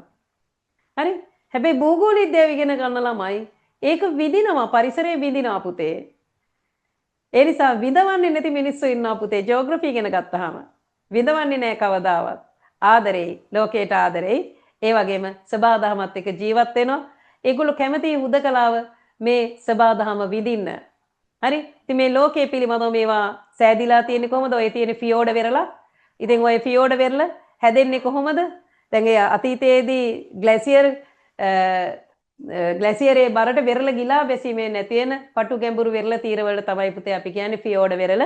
ඉතින් ඔය බලන් ඉන්නේ ෆියෝඩ වෙරළක් දිහා අපේ රටවල් වල දකින්න ලැබෙන්නේ නැහැ. ඔය ස්වීඩන්, ෆින්ලන්ඩ්, ඒ වගේම මහා බ්‍රිතාන්‍ය, ඒ වගේ අතීතයේ ග්ලැසියර්කරණය පැවතිච්ච කලාපවල තමයි අපිට ඔය වගේ ෆියෝඩ වෙරළවල් දකින්න ලැබෙන්නේ. ඉතින් අපිට පේනවා මේකේ මේ බීච් එකක් නැහැ. එහෙම නැත්නම් වෙරළක් නැහැ. කියන්නේ අපි සාමාන්‍යයෙන් දකින වැලි සහිත ස්වභාවයක් නැහැ. දැන් අපිට පුරුදු වැල්ලේ දුවලා පැනලා ඇවිදලා නේද? වෙරළක් කියවම අපිට එහෙම දැනෙන්න ඕන. ඉතින් එහෙම නැහැ පුතේ මේවා. ෆියෝඩ වෙරළ ගැඹුරුයි. හරි? ඒතර බලන්න හරි සුන්දරයි. ඉතින් මේක තමයි මේ සබාදහම විඳීම. ඒක වෙන කිසිම විශේෂයකින් එන්නේ නැහැ. හොඳද? ඒක වෙන කිසිම විශේෂයකින් එන්නේ නැහැ. ඉතින් මේ මගේ ඉගෙනීම් ශෛලිය තුලත් මම දරුවන්ට වීඩියෝස් වලින් සහ ඒ වගේම මේ වගේ ඉමේජස් වලින් උගන්වන්නේ මම කැමතියි මගේ දරුවෝ පොතෙන් එහාට ගිහිල්ලා ලෝකය දකින්නවට. පොතෙන් එහාට ගිහිල්ලා ලෝකය දකින්නවට. දැන් මේ ජියෝග්‍රැෆි වල තියෙන අනික් මූලික විශේෂත්වය තමයි පුතේ අපිට හැමදේම අකුරු වලින් විස්තරයකින් නෙවෙයි දෙන්නේ. අකුරු වලින් විස්තරයකින් නෙවෙයි. දැන් පොත් පාඩම් කරන්න ඕනි නේද? නෝට් එක හෙන්න ලොකුවට එහෙම දෙයක් නෙවෙයි ජියෝග්‍රැෆි වල තියෙන්නේ. අපිට පුළුවන් දැන් රූප සටහනක් මතක තියාගෙන රූප සටහනකින් මතක තියාගෙන ඒක විස්තර කරන්න පුළුවන්. අපිට රූප මතක හිටිනවා. දැන් පාරේ යනකොට අපි ආස කරන දෙයක් දැක්කොත් එහෙම ඒක අපේ නැත්නම් අපිට මතක හිටින දෙයක් යම්කිසි සිදුවීමක් බලන්න ඒක රූපයක්. රූප මතකයි අපිට. නේද? ලස්සන ගෑන් ළමෙක් වෙන්න පුළුවන්. නේද? නැත්තම් ඔය ගෑන් ළමයෙකුට නම් ලස්සන ඇඳුමක් වෙන්න පුළුවන් මගදී දැක්ක ඒක මතක තියෙනවා. අර රූපේ මතක හිටිනවා. ඒතර භූගෝලීය විද්‍යාවේ ගොඩාක් රූප තියෙනවා. ඒතර මේ වගේ ඉමේජ් එකක් මේක ඔළුවේ තියාගෙන ඉන්න පුළුවන්. ඒතකොට එයාලට මතකයි. මේක ආයෙ අමතක වෙන්නේ නැහැ. අන්න එහෙම ස්වභාවයක් තියෙනවා. ඒතකොට හැමදේම පොත්පත් වලින් එහෙම නැත්තම් හැමදේම නෝට් එකකින් එහෙම ගොඩ දාගන්න එකක් නෙවෙයි මේක. අවබෝධ කරගෙන හොඳට හිතට අරගෙන ලියන්න පුළුවන් පුතේ. භූගෝලීය විද්‍යාවේ තියෙන අන්න එහෙම විඳින්න පුළුවන් ගතියක්. හරි? ඉතින් මම නම් තාමත් ආසයි පුතේ මම මේ කියනකොටත් මට හිතෙනවා ඇත්තට මේ කොච්චර සුන්දර විෂයක්ද කියලා. හරි? අනිත් එක තමයි ලෝකේ සොයා යෑම. දැන් අපිට හසු නැති දෙයක් නැයි කියලා මං කිව්වනේ. භූගෝලීය විද්‍යාවේ නෑ අපිට හසු නොවන දේවල්. දැන් ලෝකේ කොතන මොන සිද්ධිය වුණා අපිට ඒක ආදාළයි. ඒතකොට අපිට ටක් ගාලා මතක් වෙන්නේ සිතියම. දැන් ඉස්සර වගේ පොත්වලින් සිතියම් පෙරලා ඉන්නේ නෑනේ අපි. නේද? අපි හැමෝටම ෆෝන් තියෙනවා. එතකොට ඔයාලගේ ෆෝන් එකට වටිනාකමක් ලැබෙන්නයි යන්නේ. ජියෝග්‍රැෆි ඉගෙන ගන්න නිසා. දැන් ඔන්න වටිනාකමක් ලැබෙනවා. හොඳේ. දැන් අම්මලාගෙන් බැනුම් අහන්න නැතුව මේ භූගෝලීය විද්‍යාවට අදාළ දෙයක් හෙව්වි කියන්නත් පුළුවන් වෙයි. නේද? එහෙමත් පුළුවන් වෙයි. ඇත්තටම මම කැමති ඔයාලගේ ඔය ස්මාර්ට්ෆෝන් ඕවට ටීචර් එක දෙනවා. තව ඇප්ස් කීපයක්ම දැන් Google Earth ගන්න පුළුවන්. ඔයගලන්ට Google Earth Pro ගන්න පුළුවන්. අපිට මේ ලැප් එකක් පාවිච්චි කරන කෙනෙක් නම් එතකොට අපිට ලෝකේ ඕනෑම තැනක චන්ද්‍රිකා ඡායාරූපය සහ අදාළ විස්තරත් එක්ක ඡායාරූප ලබා ගැනීමේ හැකියාව තියෙනවා. ඊළඟට GPS ඒ වගේම Google Earth වගේ දේවල් අපි පාවිච්චි කරනවා. ඉගෙන ගන්නකොට සහ උගන්වනකොට. ඉතින් ඔයාලට මම සර්ච් කරන්න කියලා දෙනවා. මේ විදිහට සර්ච් කරන්න බලන්න. ඔයාලට කොච්චර බලන්න පුළුවන්ද මේකේ ඉමේජස්. එහෙම කියලා මම දරුවන්ට කියනවා ඉංග්‍රීසි වචනෙත් එක්කම දෙනවා. එතකොට ළමයිට සර්ච් කරලා බලන්න පුළුවන්. ඉතින් මම කැමතියි එහෙම වෙනවට. මම කැමතියි එහෙම දරුවෝ හොයන්න ඕනි. එතකොට තමයි අපිට අපි මේ විෂයට ආස කරන්න ඕනි. හරි? ඉතින් අපිට පුතේ දැන් ලෝකේ නගර ගත්තොත් එහෙම ලෝකේ නගරවල තියෙන පුදුමාකාර විවිධත්වයක් සංස්කෘතියක්. පුදුමාකාර විවිධත්වයක් තියෙනවා. හරි? දැන් අපි මුම්බායි වගේ නගරයක් ගත්තොත් ඒක ලන්ඩන් නගරයෙන් කොච්චර වෙනස්ද? ඒතකොට ඒකේ තියෙන අනන්‍යතාවයක්. හරි? එතකොට මේවයි තියෙන ගැටලු සහ ප්‍රවණතා ඒ වගේම තමයි මේව එක එක පැතිකඩ දැන් සිංගප්පූරුව කියන්නේ එක නගරයක් එක රටක් පුතේ. සිංගප්පූරුව කියන්නේ එක නගරයක් එක රටක්. 100%ක් නාගරිකයි. ඒතර සිංගප්පූරුව කොයිතරම් සුන්දර නගරයක්ද? මේක ඔයාලට බලන්න පුළුවන් නයිට් ලයිට්නින් රාත්‍රී කාලයේදී ඒ වගේම දිවා කාලයේදී ඒගොල්ලන් මේ මඩ ගොහරුවක් පුතේ ඉස්සර දැන් මේ තරම් ලස්සනට ගොඩනගලා තියෙන්නේ. හරිත නගරයක් විදියට වර්ධනය කරලා තියෙනවා. ඒ කියන්නේ වගා කරන්න පුළුවන් හැම තැනකම මේගොල්ලන් ගස් හිටවලා තියෙනවා. හරි? ඉතින් ඒගොල්ලන්ට වගා කරන්න තරම් පරිසරයක් නැහැ. වනාන්තර හදන්න තරම් පරිසරයක් නැහැ. ඉඩකඩ නැහැ. ඉතින් පොඩි රටක්. අපි තිතකින් තමයි ලකුණු කරන්නේ. හරි? ඉතින් මේ සිටියමේ කොතනද තියෙන්නේ? ඒ වගේම දැන් මං කිව්වේ ඉන්ටර්නෙට් ගිහිල්ලා මේ පිළිබඳ තොරතුරු හොයන්න ආන්න එහෙම ලක්ෂණයක් තියෙනවා මේ විෂයේ. අපිටම තනියෙන් සොයා සපයා ගන්න පුළුවන් දැනුමක් තියෙනවා. අපිට ඒ ඔස්සේ ගොඩාක් ඉස්සරහට ඉගෙන ගන්න පුළුවන්. නේද? දැන් chat GPT ගාලා ගන්න පුළුවන් කොච්චර දේවල් තියෙනවද? දැන් සිංහලෙත් ගන්න පුළුවන් නේ. ඒක ඉංග්‍රීසි ඉගෙන ගන්න. එතකොට තවත් මේකේ වැදගත්කම වැඩි වෙනවා. හරි? ඉතින් ඔයාලට පුළුවන් ටීචර් උගන්ලා තියෙන දේවල් පිළිබඳව හෝ භූගෝලීය කිසි කරුණක් පිළිබඳව තවදුරටත් විස්තර ගන්න ඕනතරම් මූලාශ්‍ර තියෙනවා. ඒ නිසා ලෝකේ සොයා යන්න පුළුවන් අපිට. ලෝකේ සොයා යන්න පුළුවන්. අපි ලෝකයේ සොයාගෙන යන අය වෙනවා. අපි නිතරම සිතියමත් එක්ක ජීවත් වෙනවා. අපි සිතියමෙන් යම් කිසි රටක් පිළිබඳව කතා කරන්න පෙළඹෙනවා. බලන්න ඕගොල්ලන් අර ටීචර් දාපු වීඩියෝ එක බර්කිනා ෆාසෝ පිළිබඳව ඒ නායකයා පිළිබඳව මම ඒකේ වඩාත්ම කැමති ඒ සිතියම පිළිබඳව එයා කරන විග්‍රහයට. කොතනද තියෙන්නේ මේ රට? ඒක මොන වගේද? ඒකේ බෑග්ග්‍රවුන්ඩ් එක. හරි? එතකොට ඒ බෑග්ග්‍රවුන්ඩ් එකත් එක්ක මේ මිනිස්සු මුණ දීලා තියෙන අභියෝග කොයිතරම් හොඳ සම්පත් වෙනවද රටක් ගොඩ නගන්න. නේද? එතකොට ඒ සියල්ල හරි ලස්සනට විග්‍රහ කරලා තියෙනවා. ඉතින් මේ ලෝකයේ තියෙන භූගෝලයේ පුතේ දැන් අපි කියනවානේ මේ ලෝකයේ තියෙනවා යම්කිසි භූගෝලීය අනන්‍යතාවයක් හැම රටකටම අනන්‍යතාවයක් තියෙනවා. අන්නේ අනන්‍යතාවය තුළ අපි සොයාගෙන යන්න ඕනේ අපිට හිමි තැන. ඒක ගොඩක් අයට වැරදිලා තියෙන රටවල් දුප්පත් වෙලා තියෙන්නේ. අපිට සබාදහමෙන් දීලා තියෙන දායාදය තේරුම් නොගැනීම නිසායි. සබාදහමෙන් අපිට දීලා තියෙන සෑම කෙනෙකුටම ජීවත් වෙන්න යම් කිසි වත්කම ඒක අපි හරියට තේරුම් අරගෙන නැහැ.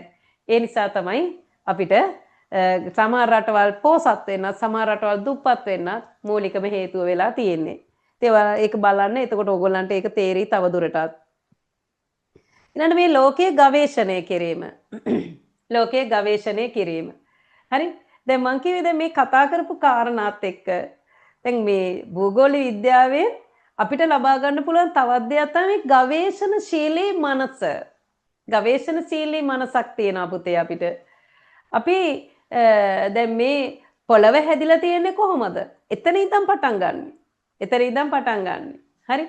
මේ සබාදාම නිර්මාණය වෙලා තියෙන්නේ කොහොමද? ඒක වෙනස් වෙලා තියෙන්නේ කොහොමද? මේ හැම තප්පරයකම වෙනස් වෙනවා ලෝකය. භෞතික පරිසරයත් වෙනස් වෙනවා. මානුෂ පරිසරයත් වෙනස් වෙනවා. ඒතර මේ පරිසර වෙනස් වෙන්නේ මේ ගවේෂණශීලී ස්වභාවය නිසායි. හරි? ඒතර අපිට ඒව දැනෙන්නේ ඒකයි. ඒතර ලෝකේ වෙනස් වෙනවා, අලුතෙන් ඉපදෙනවා. හරි? ඒ වගේම තමයි මේ වෙනස් වෙන ප්‍රපංච අධ්‍යයනය කිරීමෙන් ඒවයේ තියෙන අහිතකර බලපෑම් අවම කරගෙන ලෝකයේ සුවදායි තැනක් බවට පත් කරන්න හැකියාව ලැබෙනවා.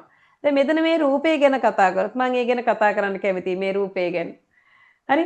මේ තියෙන ලාවා ඝනවීමෙන් ආග්නේය පාෂාණ සෑදෙන හැටි. මේ පොළව මූලික වශයෙන් නිර්මාණය වෙලා තියෙන්නේ ලාවා සාගරයක් ඝනවීමෙන්.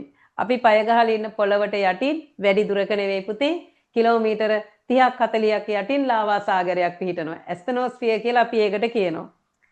පොඩි සිදුරක් පොඩි ප්‍රෙෂර් එකක් ඇති ඒ ලාවා පෘෂ්ඨයේ මතු පිටට ඇවිල්ලා මහා ගිනි ජාලාවක් විදියට නේද? අපි දැකලා තියෙනවා ලාවා ගලාගෙන යන හැටි නේද? පොළව දිය කරමින් දොදොල වගේ පොළව දිය වෙනවා නේද? පොළව දිය කරමින් විවිධ ප්‍රදේශවල ගිනි පුපුරු මවමින් වැටෙන තැන ගින්දර මවමින් ගමන් කරනවා. ඒ කරලා මේවා වැඩි දුරක් යන්න කලින් සිසිල් වෙලා ඝන වෙනවා. මේ ඝන වුණාට පස්සේ ඒවා පාෂාණ බවට පත් වෙනවා. ඒවා පාෂාණ බවට පත් වෙනවා. ඉතින් පොළව සෑදිලා තියෙන මේ විදියට. කාලයක් යනකොට මේ පාෂාණ දි รา පත් වෙලා ඒවයේ වැලි බොරළු විදියට මේවා ගසාගෙන ගිල තැන්පත් වෙලා අවසාදිත පාෂාණ සෑදෙනවා. අවසාදිත. ඒවා ඝන වෙලා තමයි අවසාදිත පාෂාණ සෑදෙන්නේ. යලිත් මේ අවසාදිත පාෂාණ හෝ මේ පැවති ආග්නේය පාෂාණ යම් කිසි ආකාරයකට පෘෂ්ඨීය විපර්යාසයකට අධික තාපයකට එහෙම නැත්නම් දැන් ওই ලාවා ගැලීමකට එහෙම නැත්නම් අධික තෙරපීමකට භූමිකම්පාවකදී වගේ භාජනය වෙලා ඒ පාෂාණ තිබූ තත්ත්වයෙන් සම්පූර්ණ වෙනස් තත්ත්වයකටපත් වෙනවා. එතකොට විපරීත පාෂාණ සෑදෙනවා. දැන් බලන්න ලෝකේ වෙනස් වෙනවා. ලෝකේ වෙනස් වෙනවා. ඉතින් අපිට මේක මේ හරියට ගවේෂණශීලීව ලෝකයේ දිහා බලලා ඉගෙන ගන්න පුළුවන්. මේ පොළවේ වෙනස් වීම, සබාදහමේ වෙනස් වීම, මානව පරිසරයේ තියෙන වෙනස් වීම අපිට බොහොම හොඳට තේරෙන්න ගන්නවා මේ භූගෝල විද්‍යාව ඉගෙන ගත්තම. ඉතින් මේක විෂයක් විදියට නෙවෙයි අපි මේක ඉගෙන ගන්න ඕනි. මේ පොළවේ ජීවත් වෙන්න අවශ්‍ය සිද්ධාන්ත රාශියක් විදියට කතන්දරයක් වගේ කොටින්ම කිව්වොත්. අපි මේව පොතින් ඉගෙන ගන්නවට වඩා අපට පරිසරයෙන් ඉගෙන ගන්න පුළුවන් පුතේ. ඒ නිසා පොළවේ පය ගහලා ඉන්න ඕනි ජියෝග්‍රැෆි ඉගෙන ගන්න දරුවෝ. හරි? ඊළඟ ලෝකයට ආදරය කිරීම. ඔයගලන් දන්න රූපයක් මං පාවිච්චි කරේ. ලෝකයට ආදරය කිරීම. ලෝකේ සුවපත් කරන්න පුළුවන් පිරිසක් බිහි වෙනවා මේ භූගෝල විද්‍යාව ඉගෙන ගැනීම තුළ. අන්න ඒකයි මං කිව්වේ හැම කෙනෙක්ම පුතේ භූගෝල විද්‍යාව ඉගෙන ගත්තොත් අපිට පරිසර ගැටලු කියලා එකක් ලෝකේ ඇති වෙන්නේ නැහැ. මොකද සංවර්ධනය අවශ්‍යයි ලෝකයට. කර්මාන්තයක් කරන්න බැරිද පරිසර හිතකාමීව? දැන් ඒවට පරිශ්‍රණ කරනවානේ.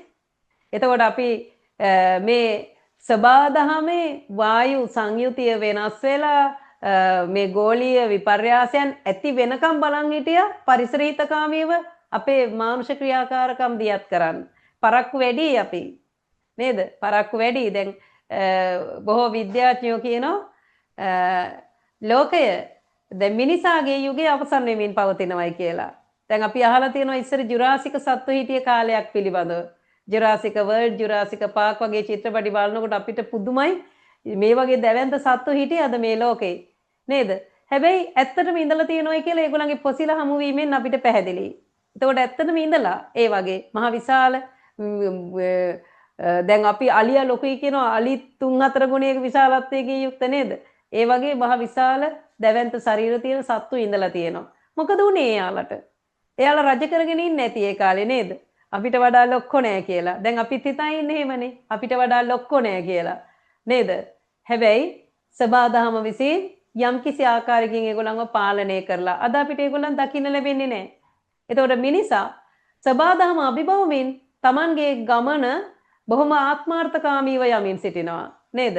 සබාදහමට වින කරන අය බාට කැලෑ කපලා පුරුස්සලා කර්මාන්ත ශාලාවෙන් විසදෝ මුදා හැරලා නේද? බලන්න අපි කරලා තියෙන විනාශ. සමහර ප්‍රදේශ කාන්තාරීකරණයට ලක් වෙලා මේ ජීවත් වෙන්න පුළුවන් ප්‍රදේශ අද වෙනකොට සුස්ක ස්වභාවයටපත් වෙලා තියෙනවා. නේද? ඒතකොට මේ ඔක්කොම අපි විසින් සබාදහම වෙනස් කරලා තියෙන ආකාරය ආදරේ නෑ මිනිස්සු. සබාදහමට ආදරේ නැති මිනිස්සු. හැබැයි ඒකේ ෂොට් එක අපිට ආපහු ලැබෙනවා. නේද? බූමරංගයක් ගැහුවා වගේ. ආපහු කැරකිලා අපිට මේනවා.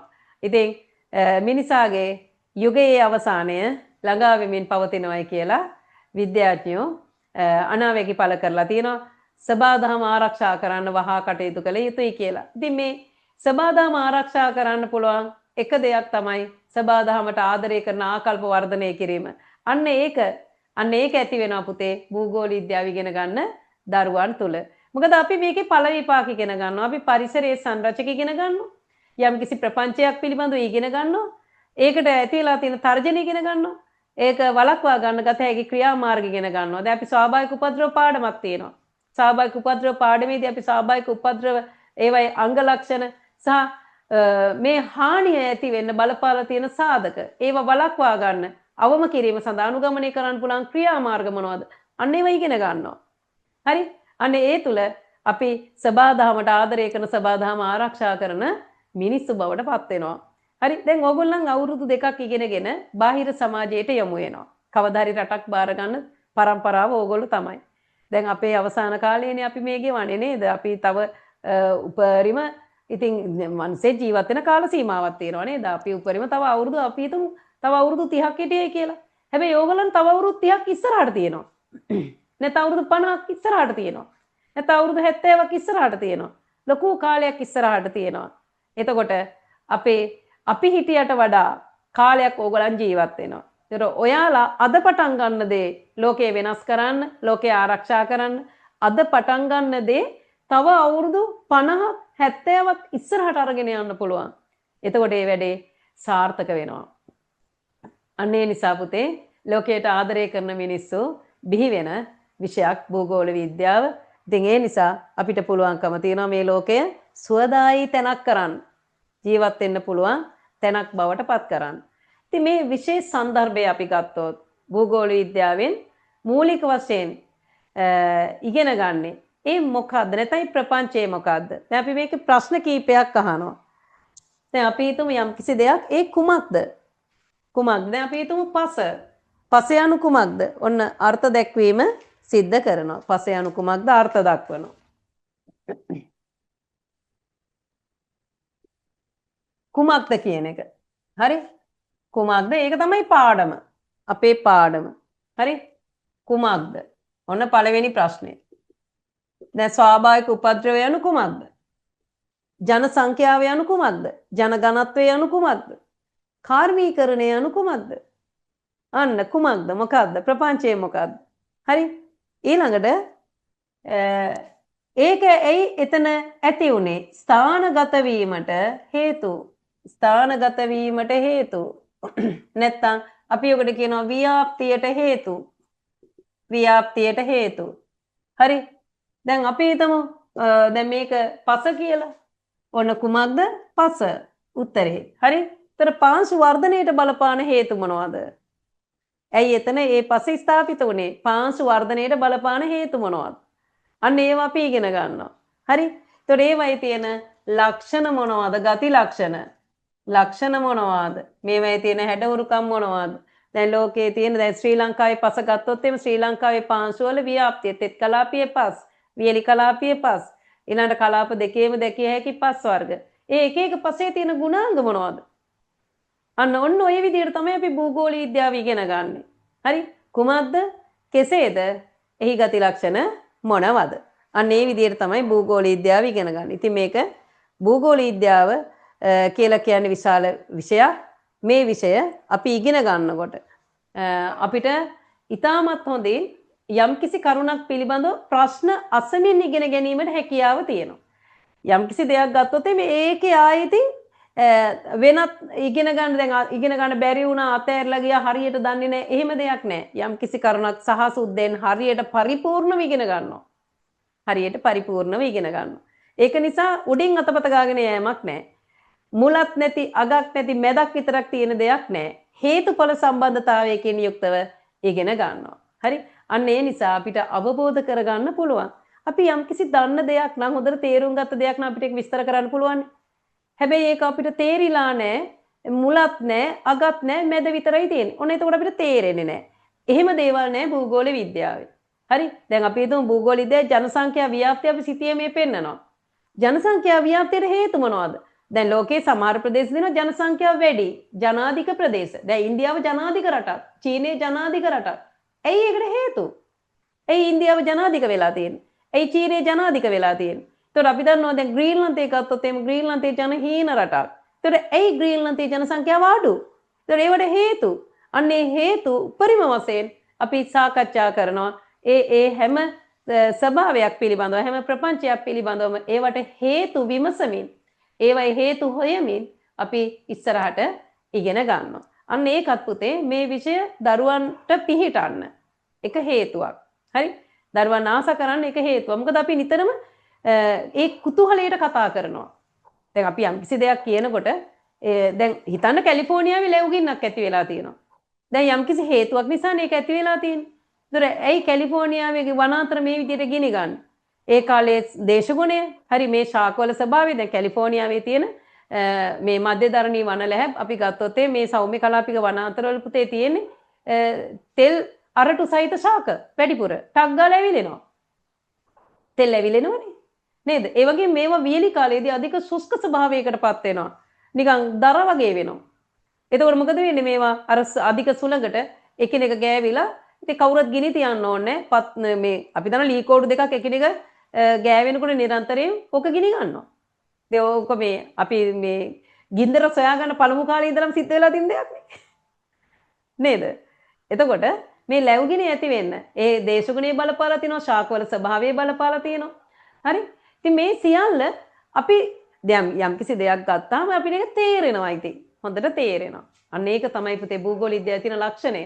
එතන මිනිසාගේ විවිධාකාර දැන් අපේ හදවතේ තියෙනවනේ යම්කිසි කුතුහලයක් අපි යම්කිසි දෙයක් පිළිබඳව හොයන ස්වභාවයක්. අන්නේ හොයන ස්වභාවය උපරිමයෙන් තියෙනවා මේ සබ්ජෙක්ට් එකේ. ඒ නිසා දරුවෝ ආසාවෙන් ඉගෙන ගන්නවා. දැන් අර O level වල වගේ බෝරින් නෑ පුතේ මේ විෂයන්. දැන් O level වල සමහර විෂයන් තියෙනවා හරි බෝරින් නේ. දැන් එහෙම ඔයාලට එහෙම වෙන්නේ නෑ. හරිම ආසාවෙන් ඉගෙන ගන්න පුළුවන්. නිතරම වෙනස් අත්දැකීම් එක්ක අපි මේවා බෙදා හදා ගන්නවා. ලෝකයේ අලුතෙන් විවිධ අත්දැකීම් එකතු වෙනවා අපිට. ඒතකොට ඒවත් එක්කම තමයි අපි කතා කරගෙන යන්නේ. ඒක නිසා හරිම ආකර්ශනීයයි භූගෝල විද්‍යාව. හරි? ඉතින් මේ භූගෝල විද්‍යාවේ විෂය සන්දර්භය අපි ගත්තොත් භූගෝල විද්‍යාවේ විෂය සන්දර්භය අපි ගත්තොත් ප්‍රධාන කොටස් තුනක් තියෙනවා. භූගෝල විද්‍යාවේ ප්‍රධාන කොටස් තුනක් තියෙනවා. දැන් අපි විෂය සෑදිලා තියෙන්නේ මේ කොටස් තුනේ එකතුවෙන්. හරි? පළවෙනි එක තමයි භෞතික භූගෝල විද්‍යාව. දැන් මේ භෞතික භූගෝල විද්‍යාවේදී අපි කතා කරන්නේ සබාදහම පිළිබඳව. ඒ කියන්නේ පස, පාෂාණ, භූරූප මම දැන් ඉස්සරහට ඒක ගැන කියනවා. හරි? එතකොට මේ පිහිටි පොළොව පිළිබඳව කියලා අපි හිතමු. ඒ පිළිබඳව තමයි භෞතික භූගෝල විද්‍යාවේ තියෙන්නේ. හරි? ඉතින් සාමාන්‍ය භෞතික භූගෝල විද්‍යාවේ පාඩම් 12ක් පමණ තියෙනවා. පාඩම් 12ක් පමණ තියෙනවා 12 13 සම්පූර්ණ සිලබස් එකේ. හරි? ඊළඟ මානුෂ භූගෝල විද්‍යාව. මානුෂ භූගෝල විද්‍යාව අපි ගත්තොත් මේකෙත් පුතේ මේකෙන් අපි කතා කරන්නේ මිනිස් ක්‍රියාකාරකම් පිළිබඳව. නැත්නම් සංස්කෘතික භූ දර්ශනය පිළිබඳව. ජන සංඛ්‍යාව, ජනාවාස, කර්මාන්ත, කාර්මික කටයුතු, කෘෂිකාර්මික කටයුතු, කෘෂිකාර්මික වගාවන් පිළිබඳව නෑ ඒ ලෙවල් වල අපි කෘෂිකාර්මික තාක්ෂණය පිළිබඳවයි කතා කරන්නේ. කර්මාන්ත පිළිබඳව නෑ කර්මාන්ත ස්ථානගත වීමේ සාධක පිළිබඳවයි කතා කරන්නේ.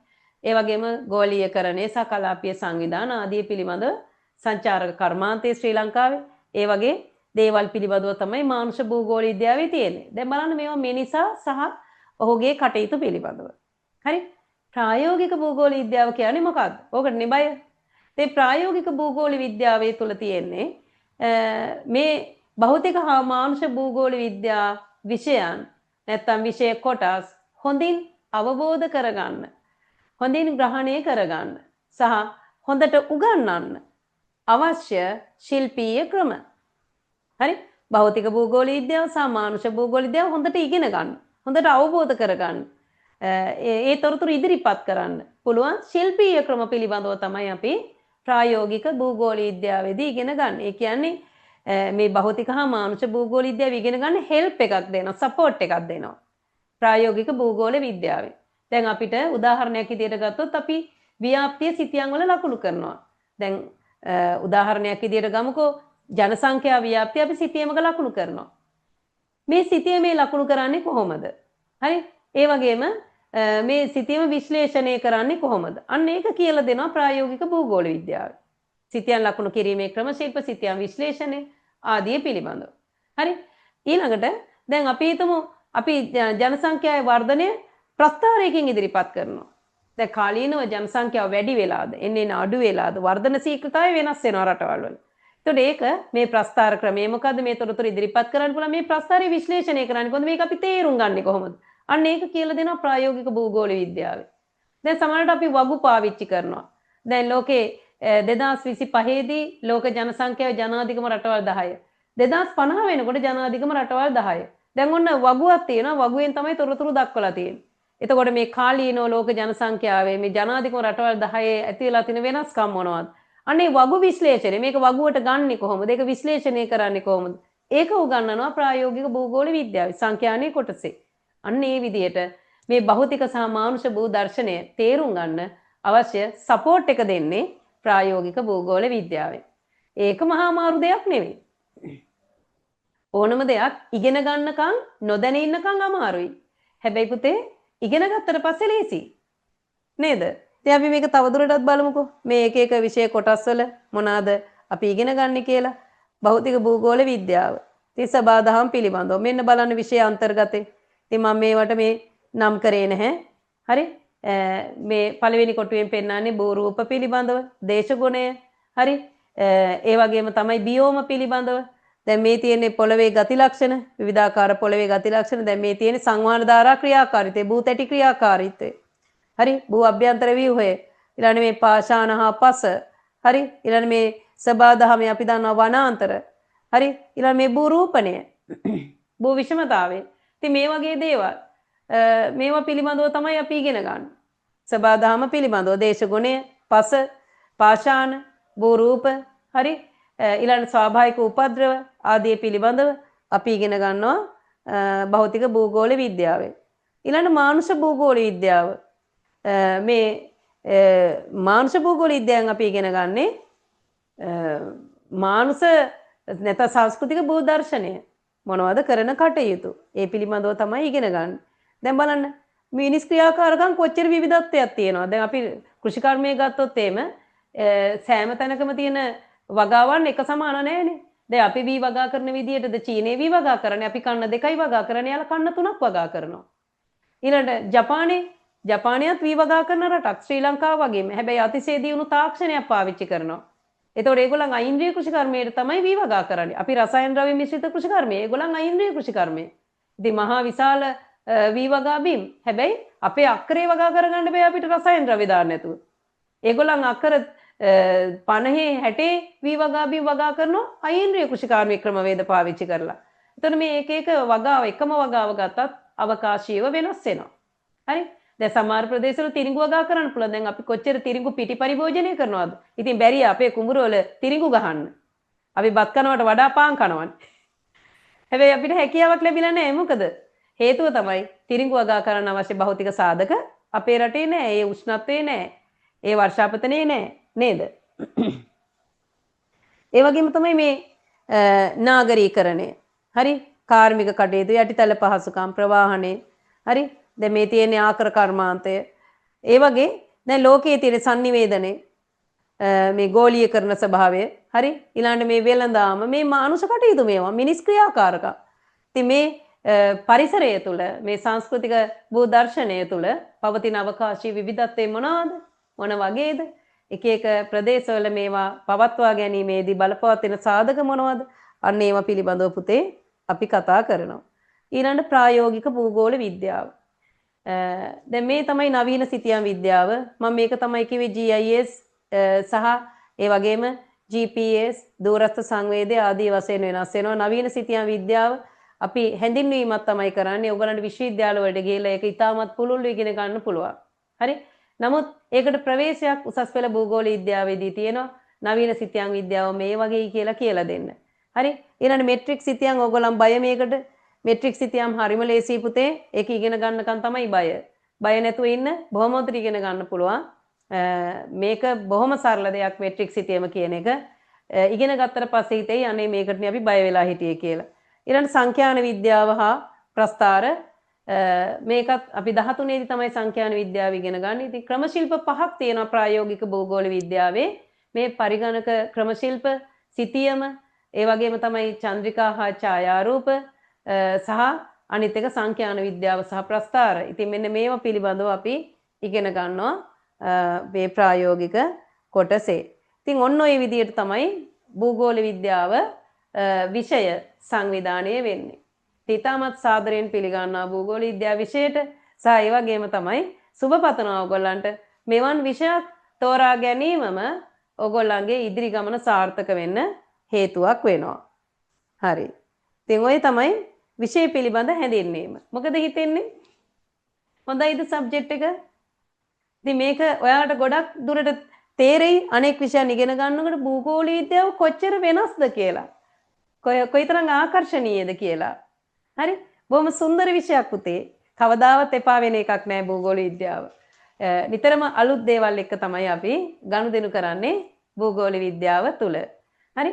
ඒ වගේම අන්තිම පැය භාගය මම පැය භාගයක්ම ගන්නෙ නැහැ. ඉගෙනීම් කරන ආකාරය පිළිබඳව මම කියන්නම්. මොකද හේතුව තමයි දැන් මං කිව්වා භූගෝල විද්‍යාව කියලා කියන්නේ කොයිතරම් හොඳ විෂයක්ද කියලා. පුතේ උසස් පෙළදී පෙළ පොත් නැහැ. දැන් ඔයාලට 10 11 ශ්‍රේණිවලදී 1 ඉඳලා 11 දක්වාම ඒ විෂයේ අදාළ දැනුම අන්තර්ගත පොතක් තිබුණානේ නේද? ටෙක්ස්ට් බුක් එකක් තිබුණා.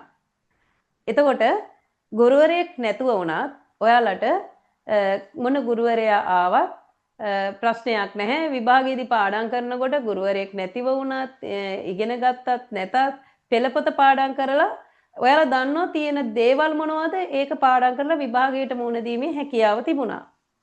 දැන් සමහර මෙතන ඉන්න දරුවොත් ඇති සමහර විෂයන් වලට ගුරුවරු හිටියේ නැහැ. හැබැයි අපි හොඳට විභාගයට ලිව්වා. නේද? එහෙම පුළුවන්. දැන් උසස් පෙළදී පෙළපොත් නෑ පුතේ. ඕගලන්ට පෙළපොතක් ලැබෙන්නේ නෑ. දැන් භූගෝල විද්‍යාවට පෙළපොතක් ලැබෙන්නේ නැහැ ඔයාලට. එතකොට අනිවාර්යයෙන්ම ගුරුවරයෙක්ගෙන් ඉගෙන ගන්නම වෙනවා. ගුරුවරයෙක් මත ඩිපෙන්ඩ් වෙනවා. ඉගෙන ගන්න ගුරුවරයා මත විෂයේ සාමාර්ථය පිහිටනවා. හරි? ඒක හොඳට තේරුම් ගන්න ඕන දෙයක්. ඒ නිසා පුතේ හොඳ ගුරුවරයෙක් තෝරගන්න එක ඒක එකාතකින් වාසනාව ඉගෙන ගන්න හොඳ ගුරුවරයෙක් ලැබෙන එක හොඳට හොයලා බලලා එකක් තමයි සිලබස් එක සම්පූර්ණයෙන් උගන්වනවාද අනිත් එක තමයි විභාගයට සූදානම් කිරීම කොහොමද ගුරුවරයාගේ දැනුම කොහොමද වාචාල කටක් තිබූ පමණින් ගුරුවරයෙක් වෙන්නේ නැහැ හොඳද දැන් සමහර අපි දන්නවා සමහර පන්ති වලට ගිහලා දරුවෝ කරන්නේ මේ ඉතින් hina වෙවි කතා කරනවා ඉතින් පැය සම්පූර්ණයෙන් පැය 3ක් උගන්වනවා නම් ගුරුවරයා පැය භාගයක් විතර තමයි ඒ පාඩම උගන්වලා තියෙන්නේ. වැඩිපුර ඉතින් එක්ක එයා ගැන විස්තර වෙන්න පුළුවන්. එහෙම නැත්නම් දරුවන් hina ගස්සන්න. ඒ වගේ දේවල් තමයි කියන්නේ. ඉතින් මම නම් කියන්නේ අපි සල්ලි ගෙවලා කාගේවත් පුරා ජේරු අහන්න ඕනේ නැහැ කියලායි. ඒ වගේම අපේ කාලය තවත් කෙනෙක්ගේ පුරා ජේරු අහන්න වියදම් කරන්න ඕනෙත් නැහැ කියලායි. ඉතින් ඉගෙනීම කියලා කියන්නේ ඉගෙන ගැනීම කියලා කියන්නේ අවශ්‍ය දේ උපරිමයෙන් අරගෙන මේ විෂය සංවර්ධනය කරගන්න එක. ඉතින් මම ඒ වගේ මතයක ඉන්න කෙනෙක්. ඒක නිසා මම දැන් ඔයාලට මං ගැන කිව්වා මම සාමාන්‍ය ගුරුවරියක්. මම පාසල් ගුරුවරියක්. මම උගන්වන්නේ අම්පාර ඩී.එස්. සේනානායක ජාතික පාසලේ. ඒ වගේම තමයි මම මේ වෙනකොට අවුරුදු 20ක් වෙනවා ගුරු ජීවිතේ. අවුරුදු 20ක්. ඉතින් ඒකෙන් වැඩි කාලයක් මේ වැඩි කාලයක් නෙවෙයි ඉතින් පත්වීම ගත්ත දවසේ ඉඳලම උසස් පෙළ පන්ති වලට තමයි ඉගෙනුනේ. සහ වසර ගණනාවක මාකින් කරලා පළපුරුද්ද තියෙනවා. ඉතින් මම දරුවන්ට උගන්වන්න අවශ්‍ය දැනුම උපරිමයෙන් සපයාගෙන ඉන්නවා මේ වෙනකොට. දැන් අපි හැම සැරේම විභාගයක් ඉවර වෙනකොට අපි අලුත් වෙනවා. අපි දැනගන්නවා ළමයි ලියන ආකාරය වෙනස් වෙලා තියෙනවා. ළමයි ලිවීමේ මේ වගේ වැරදි තියෙනවා. මාකින් යන ගුරුවරයෙක්ගේ තියෙන ලක්ෂණ ඒක තමයි. විභාගයට එන දේවල් නැති දේවල් විභාගයට ලියන්න ඕන ක්‍රමේ කොහොමද ළමයි වරද්දගන්නේ කියන එක ආදී පිළිබඳව හොඳ පරිචයක් ඒගොල්ලන්ට තියෙනවා. හරි? සහ අනිත් එක තමයි මගේ ඉගැන්වීම තුළ මම දැන් ඔයගොල්ලන්ට මේ කියනවා මං කවුද කියන එක. හැබැයි ආයේ කවදාත් ඔයගොල්ලන්ට මං කවුද කියන එක ඔයගොල්ලන්ට අහන්න ලැබෙන්නේ නැහැ. ඒ කියන්නේ මං උපරිමෙන් ඉගැන්වීම කරනවා. ඒ කාලේ මං පාවිච්චි කරන උගන්වන්න. හේතුව තමයි ඔයගොල්ලන් දැක්කා අපිට තියෙනවා ලොකු විශේෂ නිර්දේශයක්. ලොකු විෂය නිර්දේශයක් තියෙනවා. අපි කොටස් 3ක් ඉගෙන ගන්නවා භූගෝල විද්‍යාවේ. ඒතකොට මේ කොටස් 3ම උගන්වන්න ඕනේ අපි වසර 2ක් ඇතුළත. එතකොට අනවශ්‍ය දේවල් වලට අනවශ්‍ය දෙයක් කියලා මම කතා කරන්නේ නැහැ කිසිම දෙයක්. ඒ විශේෂයෙන් පෞද්ගලිකව මං ගැන මම කතා කරන්න යන්නේ නැහැ මං උගන්වන්න පටන් ගත්තාම. සහ ඒ වගේම තමයි ඕගොල්ලන්ට අවශ්‍ය බාහිර දැනුම මම දැන් ඕගොල්ලන්ට දැන් ඔය හැම වෙලේම දැන් සබ්ජෙක්ට් එක විතරක්ම නම් උගන්වන්නේ පොඩි බෝරින් එකක් එනවා. පොඩි බෝරින් එකක් එනවා. හරි? ඒතර 12 ශ්‍රේණියේදී මම වැඩිපුරම කරන්නේ ඒ විෂය ඒ උගන්වන කොටසට සම්බන්ධ භූගෝල විද්‍යාවට සම්බන්ධ යම්කිසි සිදුවීමක් පිළිබඳව කතා කරන එක. ඒ தත්ත්වේ වළක්ව ගන්න මම කරන්නේ ඒක. ඒක මම පුරුදු වෙලා ඉන්න දෙයක්. ඉතින් මම නිතරම අලුත් දේවල් පිළිබඳව සොයමින් ඉනවා දරුවන්ට කියන්න. දරුවන්ට කියන්න අලුත් දේවල් පිළිබඳව සොයමින් ඉන්නවා. ඉතින් ඒ වගේම තමයි දරුවන්ට අලුත් දේවල් පිළිබඳව මම කතා කරනවා. මේවා බලන්න පුතේ මෙන්න මේම සිද්ධියක් වෙලා ලෝකේ. හරි ඕගොල්ලන් දැනගෙන හිටියද? ඕගොල්ලන් දැක්කද මේ කතාව? අන්න එහෙම මම දරුවොත් එක්ක කතා කරනවා පොඩි වෙලාවක්. ඒ දරුවන්ට මහන්සි කියලා දැනුනොත් පොඩි මයින්ඩ් බ්‍රේක් එකකට. හරි? ඒ ඇරෙන්න වෙන දේවල් මම සාමාන්‍යයෙන් කතා කරන්නේ නෑ පුතේ. ඉතින් ඔයාලට පුළුවන් ටීචර්ව තෝරගන්න මම මේ කියන දේවල් එක මෙයා ගැලපෙනවද අපිට. නේද? සෙට් වෙන්න ඕනේ. ගුරුවරයා හොඳට සෙට් වෙන්න ඕනේ. එහෙම නැත්නම් සබ්ජෙක්ට් එක ඉගෙන ගන්න බෑ.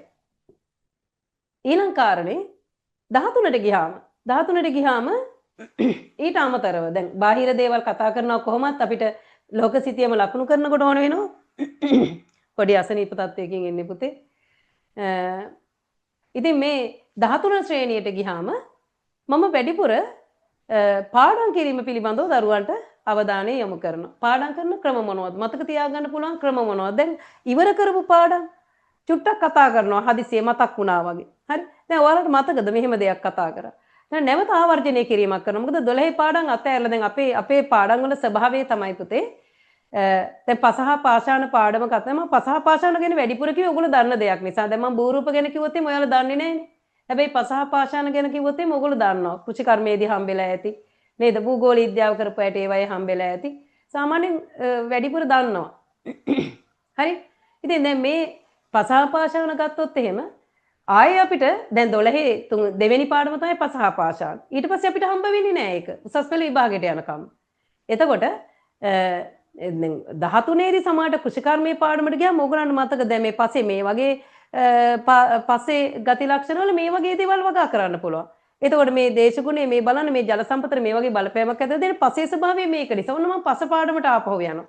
අන්න ඒ වගේ ඒ පාඩම් එකිනෙකට කනෙක්ට් වෙනකොට මම ඒ පිළිබඳව දරුවොත් එක්ක කතා කරනවා. ඒ කතා කරනකොට පොඩ්ඩක් අර පාඩම මතක් කරගන්නවා. මොකද දරුවන්ට අමතක වෙයි කියන සිද්ධිය නිසා. ඉතින් අපි ඒ වගේම තමයි සාමාන්‍යයෙන් පාඩමක් ඉගෙනුවාට පස්සේ පුතේ දැන් අපේ රිවිෂන් මේ පාඩමත් එක්කම රිවිෂන් එක යනවා. ආයේ රිවිෂන් වෙනම කියලා දෙයක් නැහැ. පාඩමත් එක්කම රිවිෂන් එක යනවා. ඒතකොට අපි පාඩමේ මැදක් යනකොට පේපර් එකක් කරනවා. දැන් ඕගොල්ලන් පාඩම ඉගෙනගෙන දැන් සාමාන්‍ය රිවිෂන් කරන ක්‍රමයේ තමයි කියන්නේ මං යන්නේ මගේ පාරක. මම යන්නේ පුතේ මගේ පාරක. මම ටියුෂන් ගිය කෙනෙක් නෙවෙයි පුතේ. මම ටියුෂන් ගිහිල්ලා ඉගෙන ගත්ත කෙනෙක් නෙවෙයි. හැබැයි මම ඉගෙන ගන්න කාලේ මම ඉගෙන ගැනීම සඳහා භාවිතා කරපු යම් ක්‍රම ශිල්ප තියෙනවා. අන්න ඒව තමයි මම ඇප්ලයි කරන්නේ මගේ දරුවන්ට උගන්වන්න. ඒව ඇප්ලයි කරනවා මම මගේ දරුවන්ට උගන්වන්න. හරි? එතකොට මම අමාරුවෙන් හදාගත්ත ක්‍රම ටික මම ඔයාලට ඇප්ලයි කරනවා. ඉතින් ඒක සාර්ථකයි. ඒ නිසා මගේ දරුවෝ දැන් මේ 2024 ප්‍රතිඵල ගත්තොත් ප්‍රතිඵල 100%යි. ඒ 52යි. ඒ 52යි. ඒ 52යි දැන් මේ ඊයේ පෙරේද මට තව දරුවෙක් කතා කරලා කිව්වා ටීචර් මටත් ඒ එකක් තියෙන්නේ කියලා. එතකොට තමයි මම දන්නේ ඒ 53යි කියලා. ඉතින් දැන් මේ තව ඇති ඉතින් දන්නේ නැහැ ඉතින් හෙව්වේ නැහැ. හරි? ඉතින් බී සාමාර්ථ නම් මට ආරංචිත් නැහැ බී සාමාර්ථ කීයක් තියෙනවද කියලා. මං හිතන්නේ බී සාමාර්ථ 12ක් විතර තමයි ඇත්තේ. ඒ කියන්නේ වැඩිපුර ඒ සාමාර්ථ තමයි තිබුණේ. ඊළඟට කවුරුත් ෆේල් නැහැ. එස් සාමාර්ථ 8ක් විතර තමයි තියෙන්නේ. අනිත් අයට සී තියෙනවා. ළමයි ඔක්කොම හිටිය පුතේ 130ක් විතර. හරි? ළමයි ඔක්කොම හිටියේ 130ක් විතර. ඉතින් හිතන්න එතකොට මේ ප්‍රතිශතය හදලා බලන්න. එතකොට මේ කියන ප්‍රතිශතය. එතකොට ඒ දක්වා ළමයි අරංගිය පිළිවෙල. ඒ දක්වා ළමයි අරංගිය පිළිවෙල තමයි නිරන්තරයෙන්ම ළමයෙකුට පාඩම උගන්වනකොට මේකෙන් එන්න පුළුවන් ප්‍රශ්න මොනවද? MCQ වෙන්න පුළුවන් මොනවද? අපි මේක ලියන්න ඕනි කොහොමද? අන්න ඒ පුනරීක්ෂණත් එක්ක පන්ති පාඩම කරගෙන යෑම. දැන් ගොඩක් තැන්වල වෙන්නේ පාඩම තියරි විතරක් උගන්වගෙන යනවා. අවසානයේ අවුරුද්දක් ගියාට පස්සේ වෙනම පන්තියක් විදියට අරගෙන ආයෙ රිවිෂන් කතා කරනවා. හරි? ආයෙ රිවිෂන් කතා කරනවා වෙනම පන්තියක් විදියට අරගෙන. ඉතින් එහෙම වුණාම වෙන්නේ දැන් ළමයාට ටර්ම් ටෙස්ට් කීපයක්ම මගේ හැරිලා මේ වෙනකොට. ඒතර ළමයා දන්නේ නැහැ පාඩමෙන් එන ප්‍රශ්න මොනවද කියලා. නේද? එතකොට එතන සිද්ධ වෙන්නේ ඇත්තටම නොකල යුතුම දෙයක්. ඇත්තට මෙතන නොකල යුතුම දෙයක් සිද්ධ වෙන්නේ ළමයා දන්නේම නැහැ මේ පාඩමෙන් ප්‍රශ්න හැදෙන්නේ කොහොමද කියන එක. ඉතින් ඇත්තට මම හිතන්නේ ඒක අසාර්ථකයි කියලායි. මගේ මතේ මම කියන්නේ.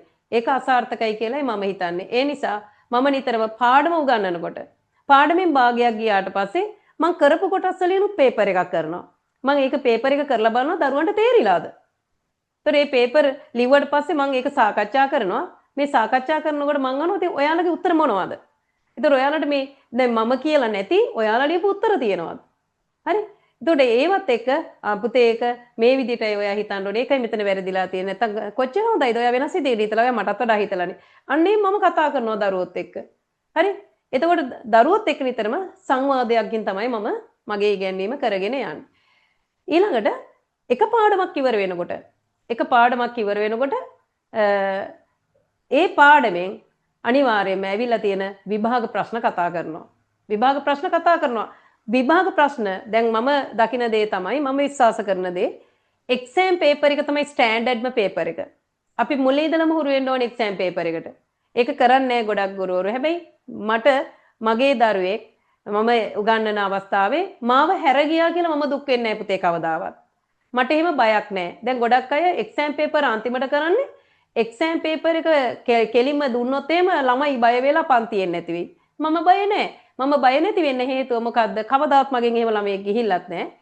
මම බය නැති වෙන්න හේතුව ඒකට අවශ්‍ය උපරිම ඉගෙනීම මම කරලා තියෙනවා. ඒ නිසා පුතේ මම බය නැහැ. ඒ නිසා මම එක්සෑම් පේපර් එක පෙන්නන ළමයින්ට බය නැහැ. සහ මම මේක මුලින් ඉඳලම උගන්වනවා. දැන් පළවෙනි පාඩම බහුම පද්ධතිය ඉවර වෙනකොට බහුම පද්ධතිය භාගයක් යනකොට එක පේපර් එකක් කරනවා බහුම පද්ධතියේ ඒ අනිත් උපපද්ධති දෙක ඉවරනකොට තව පේපර් එකක් කරනවා.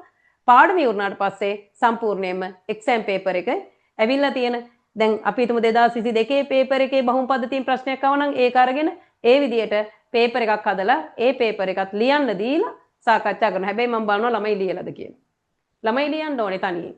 ළමයි පේපර් එක තනියෙන් ලියන්න ඕනේ. ලිව්වට පස්සේ මම මේක සාකච්ඡා කරනවා. ඔන්න ඔය විදිහේ ඉගැන්වීමක්. හැබැයි අපි ඒකට අමතරව ගාණක් අය කරන්නේ නැහැ. පේපර් ක්ලාස් කියලා වෙනම දෙයක් නැහැ. ඒතකොට උගන්වන අවස්ථාවේම ඒක ඒ උගන්වන අවස්ථාවේම තමයි අපි ඒ පාඩම ඒ විදිහට අරගෙන යන්නේ. ඉතින් මේක තමයි පුතේ මගේ ඉගැන්වීම් ක්‍රමය. ඊට පස්සේ රිවිෂන් වලදී කරන්නේ අපි තනිකර පේපර්ස්. ඒක නම් පේපර්ස්ම තමයි. රිවිෂන් වලදී හැබැයි මම ඒ රිවිෂන් පටන් ගත්තට පස්සේ එතකොට තමයි මම ප්‍රැක්ටිකල් එක පටන් ගන්න. ප්‍රැක්ටිකල් පාඩම් තුන ඉවර කරලා තමයි අපි පේපර් වලට යන්නේ. මොකද ඕගලන්ට තේරෙනවා ඇති භෞතික සහ මානසික කොටස් දෙකක් යනවා. එතකොට දැන් අද මේ අපි පටන් ගන්න පන්තියේ එක දවසයි තියෙන්නේ දවස් දෙකක් ගන්නවා පුතේ. දවස් දෙකක් ගන්නවා මානසික භෞතික වශයෙන්. මොකද හේතුව තමයි අපිට එහෙම නැතුව මේ විෂය ඇදගෙන යන්න බෑ. දැන් ලබන මාසෙ වෙනකොට 2025 පන්තියේ සිලබස් ඉවරයි පුතේ සම්පූර්ණයෙන්. විභාගයට මාස 3ක් තියලා සිලබස් ඉවර කරනවා. අනිවාර්යෙන් විභාගයට මාස 3ක් තියලා සිලබස් ඉවර කරනවා. දැන් ගොඩක් අය විභාගේ යන්නකොට සිලබස් ඉවර කරලා නැහැ. හොයලා බලන්න ඕගොල්ලෝ ගුරුවරු පිළිබඳව. හරි පන්ති පිළිබඳව හොයලා බලන්න. දැන් ඉන්න අයගෙන් අහන්න. හැබැයි සමහර මෝඩයන්ගෙන් අහන්න එපා. ඒ කියන්නේ සමහර චරිත ඉන්නවා Tamanට හොඳටම කෙලවෙලයි තියෙන්නේ මේ වෙනකොට. ඒ කියන්නේ ඉගෙනගෙන නැහැ. හරියට කෙරිලා නැහැ. හැබැයි කියනවා අහවලාගෙන් පන්තියන්. ඒ වගේ චරිත වලින් අහන්න එපා. හරියට වැඩ කරන හොඳට ඉගෙන ගන්න ළමින්ගෙන් අහලා බලන්න සිලබස් කවර් කරාද? ඉවර කරලාද? විභාගෙට යවුවේ. ඉතින් මම නම් මගේ පන්තිවල දැන් මේ ලබන මාසෙ වෙනකොට සම්පූර්ණ සිලබස් ඉවර. ඒ කියන්නේ දැන් ඉන්නේ අන්තිම පාඩම් වල. තව ප්‍රැක්ටිකල් එකේ කොටසක් ඉතිරලා තියෙන සංඛ්‍යාන විද්‍යාව. ඒක නිසා තමයි ලබන මාසෙ වෙනකන් කියලා කිව්වේ. එතකොට ජුලයි ඉවර වෙනකොට සිලබස් ඉවරයි අපේ. නොවැම්බර් විභාගෙ තියෙන්නේ. හරි? ඊට පස්සේ සම්පූර්ණ කාලය පේපර් ලියනවා. ඒ සම්පූර්ණ කාලේ පේපර් ලියනවා. ඒ පේපර් බලවනවා. හරි? ඒ වගේ මේ පේපර් බලලා ලකුණු ලබා දෙනවා. ඒතර ළමයි හොඳටම විභාගයට සූදානම් කරනවා. ඒ නිසා තමයි පුතේ ඔය විදිහේ ඒ 53ක් ගන්න පුළුවන් හැකියාව ලැබුණේ. නිකන් නෙවෙයි මහන්සි නොවි නෙවෙයි. නිකන් ආව ප්‍රතිඵල නෙවෙයි ඒවා. අම්බානක කට්ටක් කරනවා පුතේ එක්සෑම් කිට්ටු වෙනකොට. ඒක නිසා එහෙම වැඩ කරලා තමයි අපි ප්‍රතිඵල පෙන්නලා තියෙන්නේ. ඉතින් දරුවොත් එක්කම අපිත් නිතරම මේ වැඩවලම ඉන්නවා. සහ ටර්ම් ටෙස්ට් තියෙනවා. ටර්ම් ටෙස්ට් තියලා ඉවර වෙලා ඕගලන්ට ප්‍රතිඵල ලැබෙනවා. ඉස්කෝලේ ටර්ම් ටෙස්ට් එකට කලින් අපි ටර්ම් ටෙස්ට් එක තියෙනවා. ඒ කරලා ලකුණු ලබා දෙනවා. ඉතින් ඔන්ලයින් ඉන්න දරුවන්ට පුළුවන් අපිට පේපර් එක තැපෑලෙන් එවන්න. ඒක නිසා සාමාන්‍ය තැපෑලෙන් එවන්න යන වෙලාවත් එක්ක අරගෙන අපි ඔන්ලයින් ක්ලාස් වල ටර්ම් ටෙස්ට් එක ටිකක් කලින් කරනවා. හරි? ඉතින් ওই විදියටයි අපි පන්තිය කරන්නේ. ඉතින් දරුවන්ට පුළුවන් ඔයාලට සෙට් නම් ටීචර්ගේ පන්තියත් එක්ක දිගටම සම්බන්ධ වෙලා ඉන්න. සහ ඔයගලන්ට හිතෙනවා නම් ටීචර්ගේ ක්‍රමය හොඳ නෑයි කියලා ඔයගලන්ට පුළුවන් තීරණයක් ගන්න. ඉතින් මේක තමයි මම කරන ක්‍රමය.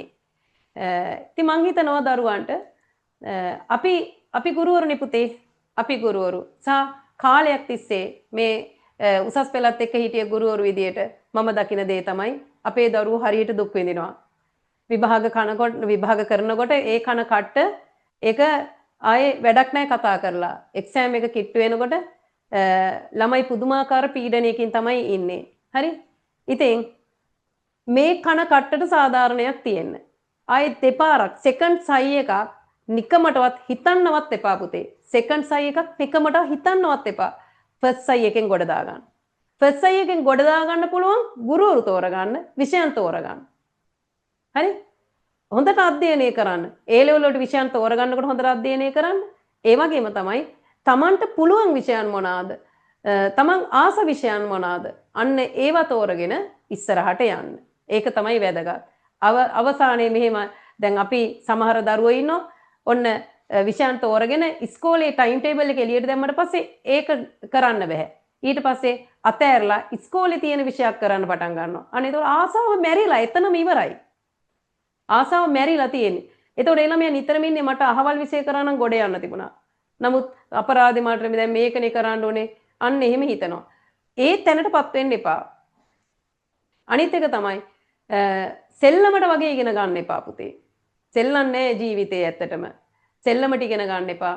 මේ අද මම මේ කියන එක අහන්න හොඳට. අපි දැකලා තියෙනවා විභාගයේ ඉවර වුණාට පස්සේ අඬන, තැවෙන, ලතැවෙන ළමයි. ඒක මාර වේදනාවක්. ඒක මාර වේදනාවක්. ඒ කියන්නේ ඒ ළමයි මුලදී විභාගය අතෑරලා එයාලට වඩා බොහොම පහළ මට්ටමක පන්තියේ හිටිය. එයාලා තරම් ප්‍රතිඵල ගත්තේ නැති සාමාන්‍ය පෙළ.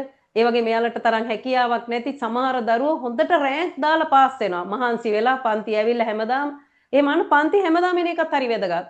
මොකද උසස් පෙළ මං කිව්වනේ තනිකරම නෝට් එකක් පිටින් තමයි අපිට ගන්න වෙන්නේ. මොකද පෙළ පොතක් නැහැ. එතකොට ඕගොල්ලන් එක දවසක් එන්නේ නැතුව හිටියාට පස්සේ ඔන්න ඕගොල්ලන්ට මාර බල්ක් එකක් තමයි ඊළඟට. එතකොට ඒක තේරෙන්නෙත් නෑ මේ මදිවට. තේරෙන්නේ නැහැ උඩින් පාත් වුණා වගේ ගිහිල්ලා. හරි? දැන් පැහැදිලි කරන ඒවා ඇත්තේ නෑනේ. දැන් මගේ නම් මං උපරිම පැහැදිලි කරනවා විෂය කරුණු. හැබැයි නෝට් එකට දෙන්නේ නැහැ ඒ තරම් ප්‍රමාණයක්. මං කියන්නේ හොඳට මොලේට දාගන්න. කියලා දෙනකොට හොඳට අහන් ඉන්න. මේක මේ දැන් මේ කියලා දෙන අවස්ථාවේම ඔලුවට දාගන්න. එහෙම තමයි මං උගන්වන්නේ. හැබැයි මේ ඔක්කොම මම නෝට් එකට දෙන්නේ නැහැ. උදාහරණ 10ක් 20ක් කියලා ඒ කරුණ කියලා දෙනවා. එක උදාහරණයක් පුතේ නෝට් එකට දෙන්නේ. ඒ නිසා පන්ති මිස් කරගන්න එපා.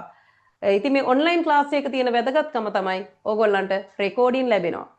රෙකෝඩින් ලැබෙනවා. ඉතින් රෙකෝඩින් මම දෙන්නේ Zoom recording නෙවෙයි දෙන්නේ. මම ඒක YouTube එකට දාලා private videos විදියට තමයි ලබා දෙන්නේ. ඒක එහෙම කරන්නේත් දරුවන්ට ඒක පහසුයි. එතකොට ඒක ඕනම කාලයක් ඕගලන්ට බලන්න පුළුවන්. හැබැයි ඕගලන්ට ඒක ෂෙයා කරන්න බෑ. මොකද ඕගලන්ගේ ඊමේල් එකේ ඇක්සස් තමයි මම දෙන්නේ. ඒක නිසා ඒක කට්ටිය එහෙමත් කරන නිසා. හරි? ඉතින් හිතන්න ගුරුවරයෙක් කොච්චර මහන්සි වෙනවද උගන්වන්න. නේද? එතකොට ඒක බුද්ධිමය දේපල සොරා ගැනීමක් වෙනවා. ඒ වගේ තත්ත්වයක් නැති වුණාම. හරි? ඉතින් මේ නිසා දැන් මං කියන්නේ ඔයගලන්ට ඉගෙන ගන්න කාලේ අපි ඉගෙන ගමු. අපිට හැමදාම ඉගෙන ගන්න නෑ පුතේ. ඔයගලන්ට අවුරුදු 2යි අවුරුදු 2කුත් නෑ සමහර වෙලාවට හොඳේ. අවුරුදු 2කුත් නෑ. ඉතින් මේක පටන් ගන්න අද දවසේම මම කියන්නේ ඔයගලන්ට පස්සයි එකේම කැම්පස් යමු. පස්සයි එකේම කැම්පස් යමු. මට නම් ඒ හැකියාව තියෙන ඔයගලන්ට උගන්වන්න ඒ එකක් නේ සුපර් එකකට යන්න පුළුවන්. ඒ ඩබල් ප්ලස් එකකට යන්න පුළුවන්. ලකුණු 85ට ඉහළ අගයකට මට ඔයාලව ගෙන යන්න පුළුවන්. කරන්න ඕනේ ඔයාලා හැමදාම පන්ති ඇවිල්ලා ටීචර් දෙන එක හරියට ඉගෙනගෙන ටීචර් දෙන පේපර් වලට හරියට උත්තර ලියලා අදාළ ප්‍රවීණතාවයට ළඟා වෙන එක. ඒක තමන්නේ කරන්න ඕනේ නේද? ඒක නිසා අනවශ්‍ය සියලුම දේවල් බැහැර කරගන්න අවශ්‍ය දෙයට ප්‍රමුඛත්වයේ දීලා වැඩ කරන්න. එච්චරයි තියෙන්නේ. එදාට කියලා දෙන එක එදාට ඉගෙන ගන්න. ඔයාලා ක්‍රීඩා කරත් ඊළඟට ඔයාලා මොන වගේ සෞන්දර්ය කටයුතු වල නිරත වෙලා හිටියත් ඒක බාධාවක් වෙන්නේ අපි එදාට දුන්න දේ එදාට කරගත්තා නම්. ඉතින් ඉගෙන ගන්න එකට අමතරව අපිට සාමාන්‍යයෙන් විවිධාකාර දේවල් කරන්න වෙනවනේ. ක්‍රීඩා කරනවා නේද? නිවාසාන්තර තියෙනවා. ඒ වගේ සිද්ධි වලට මුහුණ දෙන්න වෙනවා. නමුත් ඒවා ගැටලුවක් වෙන්නේ නැහැ. අපි ඒවා හරියට කළමනාකරණය කරගත්තොත්. ඒක බාධාවක් වෙන්නේ නැහැ. හරි? ඉතින් මොන දේ කරත් ඉගෙන ගන්න එක අතෑර ගන්න එපා. ඉතින් මම කියන්නේ ඔයගොල්ලන්ට මම පටන් ගන්න වෙලාවේ මම හැම දරුවෙකුටම කියන දෙයක් තමයි ජීවිතේ අධ්‍යාපනය කියන්නේ දුකක්. ඒක සතුටක් නෙවෙයි. විභාගේ කිට්ටු වෙනකොට තේරෙයි දැන් O level කරානේ. O level කරන කාලේ තිබ්බ පීඩනය දැක්කනේ. නේ? ඊට වපන් වෙනවා A level. ඒක නිසා මේ කන කට්ටට දෙමව්පියන් වැය කරන මුදලට සාධාරණයක් කරන්න. දැන් ඕගොල්ලන් මේ කරන්නේ දෙමව්පියන්ගේ එකක් තමයි මේ මිනිස්සු මේ සල්ලි පොත්වල දාලා තියාගත්තා නම් පුතේ ඒ මිනිස්සුන්ට ඊට වඩා සැපට ජීවත් වෙන්න පුළුවන්. හරි? දැන් මගේ දරුවෝ මට 3 දෙනෙක් ඉන්නවා. මගේ දරුවෝ 3 දෙනාට ටියුෂන් එකෙන් මං උපයන ආදායමට වඩා ප්‍රමාණයක් වියදම් කරනවා උගන්වන්න. හරි? එතකොට අපි දන්නවා අපි කොච්චර කට්ටක් කරනවද දරුවන්ට උගන්වන්න. ඉතින් හැම අම්මා කෙනෙක්ම තාත්තා කෙනෙක්ම එහෙම තමයි. කෝටිපති නොවුන. හරි? මේ රටේ සමස්තයක් ඉන්නේ ඒ වගේ අය. ඒ මුදලට සාධාරණයක් කරන්න ඔයාලා ඉගෙන ගන්න. පළවෙනි පාරම කැම්පස් යන්න. ඉතින් එහෙම පුළුවන්. මොකද මේ රටේ හැම දරුවෙකුටම O level සමත් වෙන හැම දරුවෙකුටම ඒ අවශ්‍ය හැකියාව බුද්ධිය ලැබිලයි තියෙන්නේ. ඒ තරම් අමාරු විෂය නිර්දේශ තමයි අපි ඉගෙන ගන්න O level වලදී. ඒක නිසා ඉතින් A level ගොඩ දා ගන්න එක අමාරු නෑ. හරි. මට ඉතින් ඔච්චරයි කියන්න තියෙන්නේ ඔයාලට. එතකොට මේ අද මේ වීඩියෝ එක මම YouTube එකට දානවා. ඔයගලන්ට දරුවන්ට තියෙනවා නම් මගෙන් ප්‍රශ්න අහන්න. කතා කරන්න පුළුවන්.